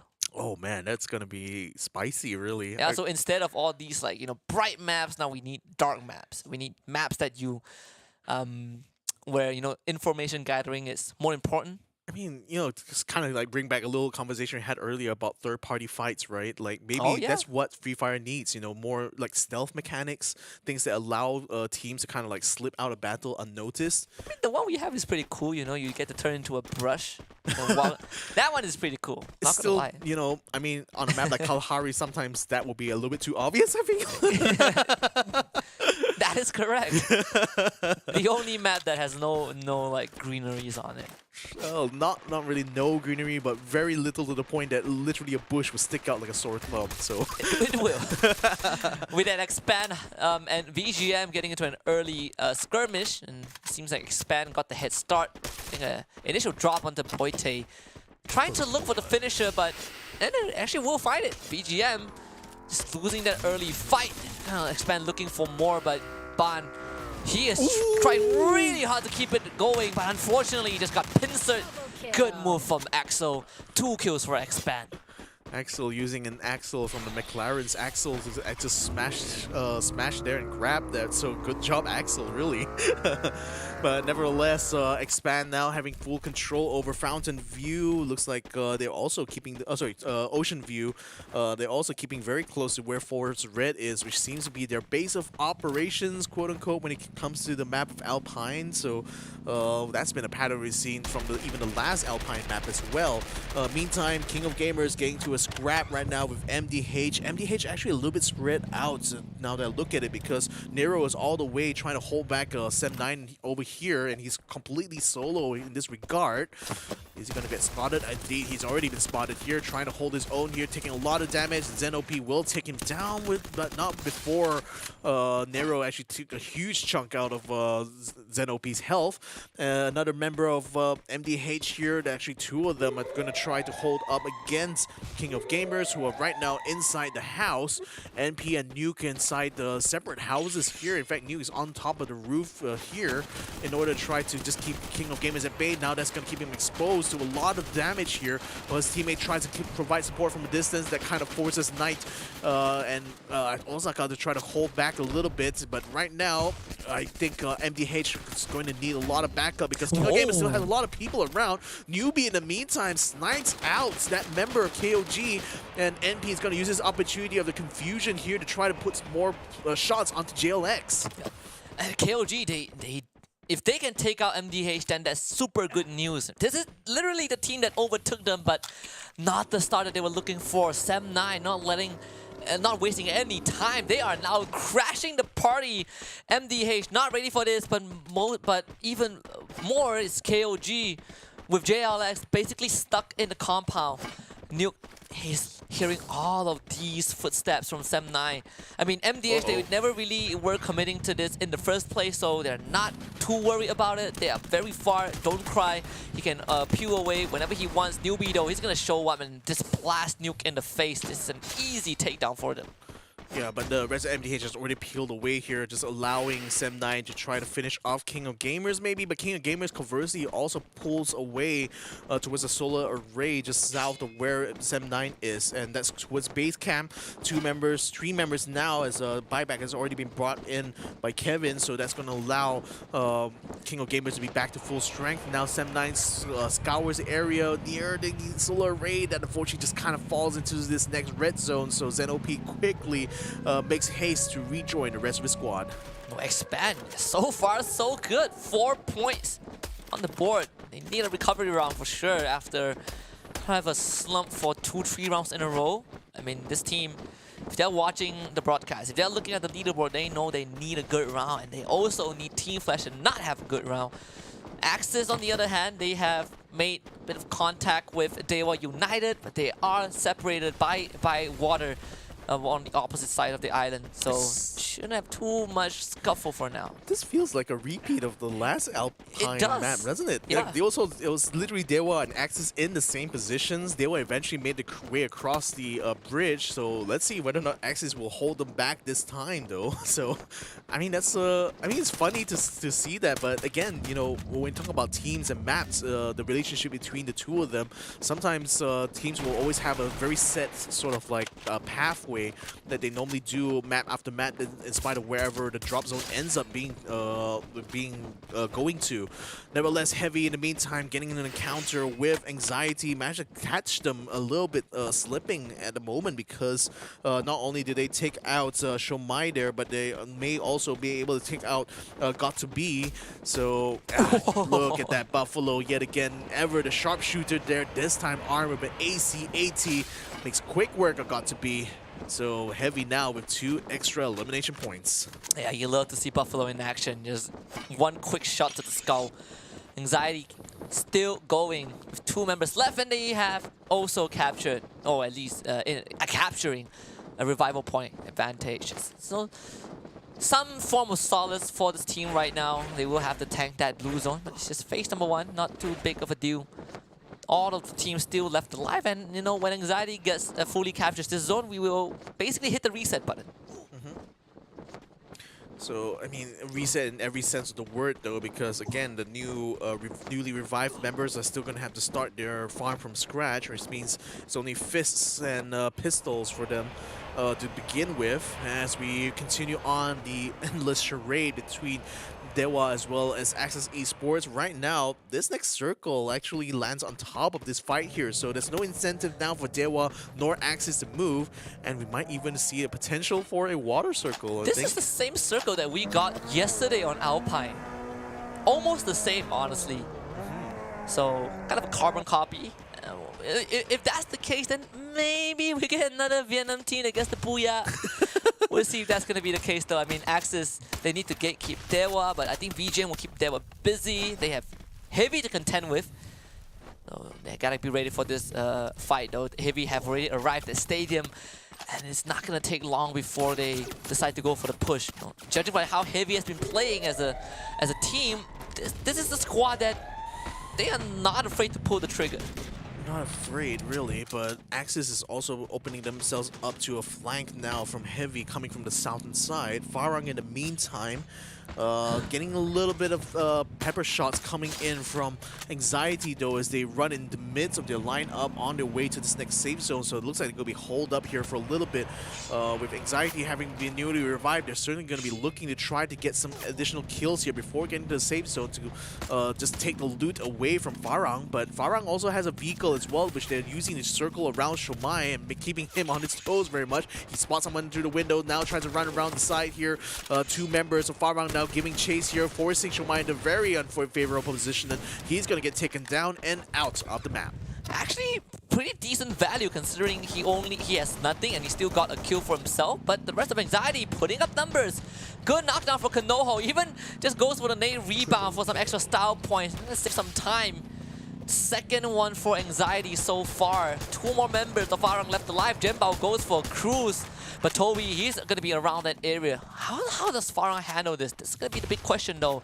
They need to be aware of Anxiety, as FARANG are very much split up. And on the mini screen down there, we see if Team Flash taking on Expand. This is going to be a big fight. Expand, if they win this one, they will get to pull away from Team Flash on the leaderboard. So far, Expand looking decent. 5 points in. Cobra 1 versus 1 wins out against Shin.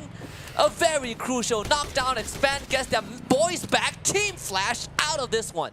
Wow, that was very, very tight, though, for Expand, because Team Flash is no slouch when it comes to these close quarter battles, and it's good that Cobra and X-Ray were still able to hold their own despite the Axel getting knocked down quite early on, and as well as their teammate Too Fast already been taken out in the previous fight. So FARANG, in the meantime, they lost by it, they lost Spade, so Genball and Too Bad are now desperate to try to find a good revive point to bring back the teammates. Genball's already found one, so he's going to be able to revive before the blue zone inevitably consumes him.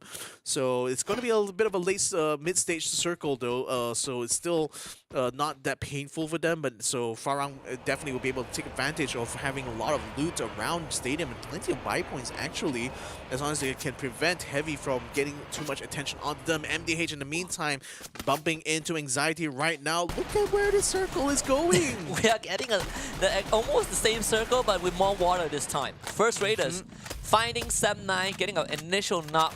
Sem9 pretty much spread out, but the bad news is only going to get worse because we not only have a 3-way fight on you know, the northern side with KOG, First Raiders, and Sam9. As Sam9 tries to run away, you have Expand near that area. Let's see if Sam9 can make it through this. It seems like they can't. They have just fired a shot towards Sam9, towards Expand. So the Sam9 Expand battle is going to begin very soon. And if Expand wins this one, we are going to see this very this distance between first and second being closed. It's going to be such a good opportunity for Span, isn't it? Yeah. Well, let's see whether or not they will be able to win it out, because it looks like it's going to be a battle between East Coast and West Coast pretty much, with the river just running right between them here. So, oh boy, this is going to be a spicy one indeed.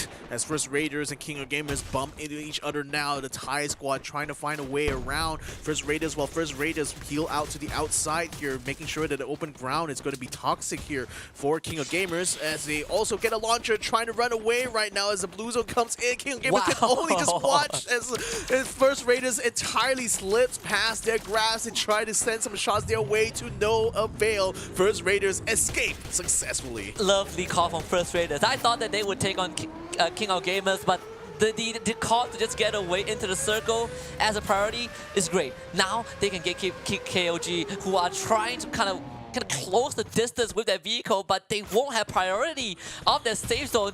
And nonetheless, you have MDH nearby. Everyone is busy. 11 teams left, and we only, you know, we are already 12 minutes in. This is going to be so hectic for most of these squads. 7-9 getting free shots of the Expand, not getting value out of that. VGM also helping out. Roy on the ground, brought back up. Exo on the fire. Oh, Expand in a really tough spot right now. They are getting intercepted left, right, and center. The circle is not helping any of these lads, but Expand might expire very soon. Their hopes almost dashed. Cobra trying to keep the hopes of his team alive, but that glue wall is going to go down. He puts up another one. ZenOP going in for the push. EXO is back up. They need to keep the hopes alive, but there's only one left for Expand. EXO is dead. Cobra the last man to stand up against ZenOP. ZenOP, do you have anything left in the tank? Cobra, do you have anything left? None for Expand. They are out. Wow, that's so messy there, and Expand certainly took like the brunt of most of that three-way there, but now it's going to be a two-way between DEWA as well as Sem9, and Sem9 are down one member compared to DEWA, so they are going to be fighting with a disadvantage. I wonder what happened with FARANG just now. I saw them trying to loot outside in the blue zone, but it seems like they didn't have enough health packs or something, so they just kind of got taken out by the blue zone itself. Nevertheless, though, DEWA still trying to hold their ground against the Sem9 now. Is DEWA, who are the gatekeepers for the leader on the board here. Ray getting a good quick shot there against Fikri. Should be able to finish him off just as the blue zone consumes them. Now two members left in Sem9 side. Oh, quick destruction of the glue walls, allowing them to just kind of like spend a lot of these walls right now as they try to hold the line here. DEWA still having the man advantage. Sem9 now. Raja has been taken out. One more remains here. Doesn't look like he's going to be long with his world though. Can he peel away from this battle? Looks like DEWA should be able to keep him out of harm's way there as they now focus their attention to the center of the circle. Wow, Ren escaped with the help with the inhaler. He was so close to going down, but just a little felt. All you need is just a bit of felt to get away, but Virus, he's been knocked. Oh, VGM right in front of them. This circle is gonna get it worse, and look at what has happened. DEWA and VGM now has to cross the river, and on the other side, you have MDH being the primary team waiting, but DEWA will not get the chance. Sem9 might follow as well. VGM getting a couple of pushes in, but they only have one kill thus far. Axis on the other end of this river. VGM, how do they do this though? Heavy has gotten one part of the safe zone. MDH is the one under fire. First Raiders is actually there. MDH, unfortunately, I think is already out of this one. Axis Esports looking pretty healthy. I tell you what though, Heavy might also stand a good chance of winning this out, as well as they're quick to take control over the eastern side of this next circle. And VGM is still stuck out on the ports. The thing that they have going for them is that there are a little bit of rafters that could kind of use as like very mild cover. But I'm not sure how many glue walls they still have, especially after spending a lot of that in the fight against Sem9. Now Heavy is going to be bumping straight into the middle of Axis here. It's going to be a four-way fight as well. As VGM literally jumping into this as well. They're going to make it a full-on melee between these four teams. means is bonfires, glue wall busters, glue walls themselves are coming out to play here. Buffalo trying his very best to find any targets to shoot, cannot really find any, so he will try to wrap around here as Heavy continues to try to hold the ground floor, but he gotta watch out for Bond on top though. He's gonna be providing a lot of information for his team here for VGM. Axis as well, finding themselves in a bit of a quandary there. Exact already down on the ground. 2 members of Axis are still around to try to keep the fight going as VGM take control over this ground floor. They're trying to find a way to get up to the next floor there. That's where First Radius Ikal is at the moment. Neptune is still on the second floor as well, trying to peek out through the windows to see any other members of Heavy trying to make their way inside. Yeah, it's the last circle is closing in. Axis and First Raiders, they're trying to play this sneakily, but Heavy, he's looking for them. Me now, he's taking control of the second floor. VGM out in the open. Boite, not healthy. He is down. VGM still around this one. Ikao, he only has a pistol. This guy was revived. He has nothing, but he's letting the blue zone do the work. Can Ikao really sneak this away? It felt like it will be a big steal if Heavy cannot win this one, but Ikao, oh, he's moving. That blue wall has been knocked down. Axis is out. Heavy looking for the last member, and it's literally just Ikao. He's just gotten Tom XD on the ground. Heavy pushing in. They are not gonna let this slip away. Not this time. Fuda, I guess not. But Ikao could not sustain long enough. Heavy with the booyah to close out the last round of the day. Wasn't he on the literally on the rooftop earlier on? Why did he decide to go down? If he had just stayed there, actually thinking that he would actually be able to stay out of reach of Heavy for most of it, but again, Heavy, as usual, looking a little bit more elated, I would say, compared to their success in day number 1. But this is literally another feather to add to the cap, though, because, you know, Buffalo, again, such a monster on those sharp shots. But it really was more of a close quarter fight, I think, in this last one here. But Heavy still handled it very, very well. Yeah, absolutely. Props to VGM, able to make it across the body of water as well, and decides to just get down and dirty. You know, VGM didn't even wait, just rush into the final zone to fight for their lives. But what a way to close out the last map. This is exactly what we love about Free Fire. Just a bloodbath. Just fight. Just fight. And like the thing is that the game is so fast-paced itself that, you know, you can use fast cards in this game. So that's how fast this game is, really. But it's mostly quite surprising as well to see that some of these teams, particularly from that first page, actually struggling quite a bit here on this second day. And, you know, like we said, it's probably a resurgence of those teams that were, you know, kind of like left out on the lurch on the first day, now coming back into their level of confidence here, and certainly have already identified more things they could have done that a little bit better from that first day and now applying it in this second day. But I think something else also to be said about these like final circle fights that are just turning out like absolute chaos, you know, a literal war zone in the middle of a tiny circle. Axis Esports will, you know, try to hold on with their might, but unfortunately, I think they were the first ones at this building itself. It just got completely swamped by Heavy, and then later by VGM, hot dropping. First Raiders as well took control over the second floor as well as the rooftop. But man, what a messy fight, but it was still Heavy that came out on top here with 23 points to their name. First Raiders was the second best there with only 15 points, more placement points there rather than kills. But speaking of kills though, Expand, in spite of getting 8 kills in total, you know, they literally got dropped out very early on, only 1 placement point for them. Yeah, and it's very unfortunate, right? They got caught out in the open with 2 teams just cross-firing them. It's not something that they would have wanted, but they did had Team Flash getting, you know, being wiped. So the gap between the second and third, it just got them widened a bit. This is what a great day too. We get teams from the second page really closing the gap, and having more contenders to kind of, you know, make phase 2 more interesting is kind of what we were looking for, and MDH was the first to make it happen because, you know, they got more points than King of Gamers Club, means that the gap between them and KOG would also be extended by just a bit. Just a little bit, and that little bit might just be enough. We'll see as the days will continue on in phase number 2 here, ladies and gentlemen, and with Heavy having done heavy damage to some of these teams here, and especially in that final fight here, 13 headshots and a total 6,500 odd damage here. I would like to see a lot more heavy, in this phase 2 here. I mean, I already love what I saw from Buffalo's skills. Yes. I want to see a lot more of that, but I also want to see at the same time how heavy really handles these very high pressure, close quarter fights. And, this one here definitely didn't disappoint, though. They handled it so well by, biding their time, waiting for the right moment to come in.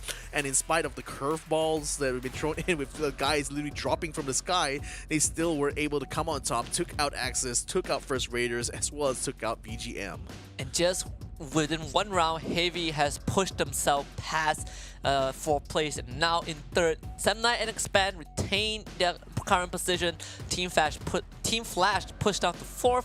V Gaming Esports still in 5th, and MDH secures 6th spot by the end of day 2. KOG though having a bit of a rough one in the last round. But good news is First Raiders, Eclipse, and DEWA United Esports are basically beside each other on the rankings. FARANG and Axis also having the same treatment for themselves, and Anxiety will have to kind of be at the bottom for now. Yeah, super disappointing round is actually for FARANG as well, because I think they got caught out inside the blue zone. We didn't get to see on stream what exactly happened to them before that final circle, but I did see a couple of members of FARANG still stuck outside the blue zone. Maybe they're getting sniped at for some reason, but that certainly has costed them dearly in this round here, because they started off, kind of in 8th spot. Now both First Raiders as well as DEWA United have overtaken them completely. So they're gonna have to, try and get more consistent rounds, I think, tomorrow, because, despite getting the booyah in the 2nd round, if I'm not mistaken, they haven't really found that level of success yet again. Maybe they might be able to find it with the different map pool that we'll be having for tomorrow, as in day number 3, because instead of Purgatory and Alpine, we're going to be starting things off and ending things with Bermuda and Kalahari. Kalahari especially is a map that FARANG themselves love, so we'll love to see if they can perform well in that. Then after Bermuda Kalahari, we'll be back to Purgatory and Alpine, or however you want to pronounce it.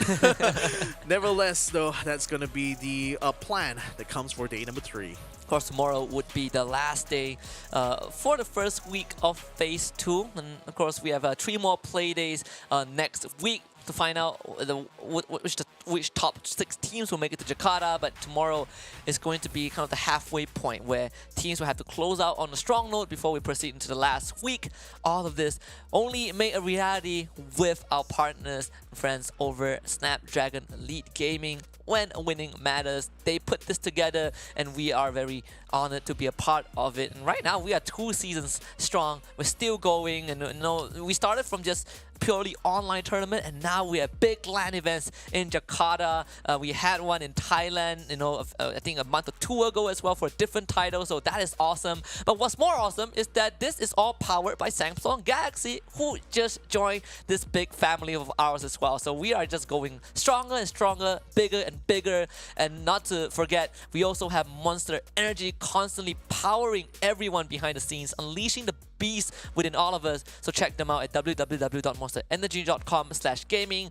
Last but not least, if you want to power your games with great deals and game top-ups, look no further than www.kachishop.com. And just in case you haven't gotten the memo, over the course of 3 weeks, Jakarta is where the finals will be for the challenge stage. 4th and 5th February in 2023. Mark down your calendars, cancel all your plans. If you have an anniversary, celebrate it there with the crowd of Indonesia, because it's going to be a banger of a finals. Oh, it's certainly going to be a celebration just especially for you Free Fire fanatics out here in Southeast Asia, because, all the best teams, all the best players, all the best plays are going to be happening right in Jakarta itself. With that said, ladies and gentlemen, that's the end of day number 2. So my name is Victor Cax. His name is Husky. We've been your commentators for day 2. Make sure you guys join us again for day number 3 as we continue on phase 2 with the Snapdragon Pro Series Free Fire Challenge Group Stage. So until then, ladies and gentlemen, it is good night and good luck to all of you back home.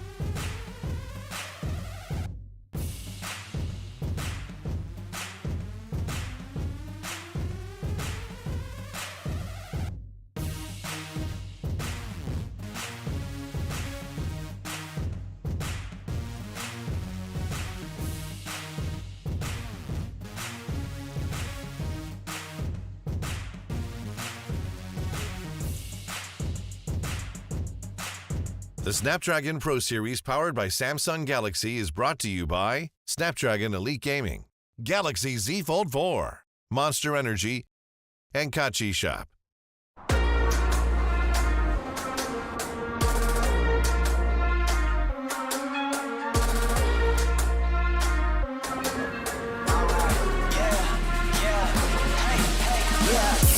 Won't stop going till a player on top know it. Rooftop, penthouse, sweet. If you really want it, gotta own it. Fight through it, we was at the lowest. Blood, sweat, tears, the components. Riding all year, now's the moment. We are not friends, we are opponents. Yeah, I'm coming for mine. Yeah, I'm making a play, the game on the line. Yeah, I've been on the grind. Yeah, I jump in the spot, I made it my time. Yeah, look in the sky. Yeah, the stars align, no shade to shine. Can't stop it already. Emotional work and devotion, we put in this time. Look,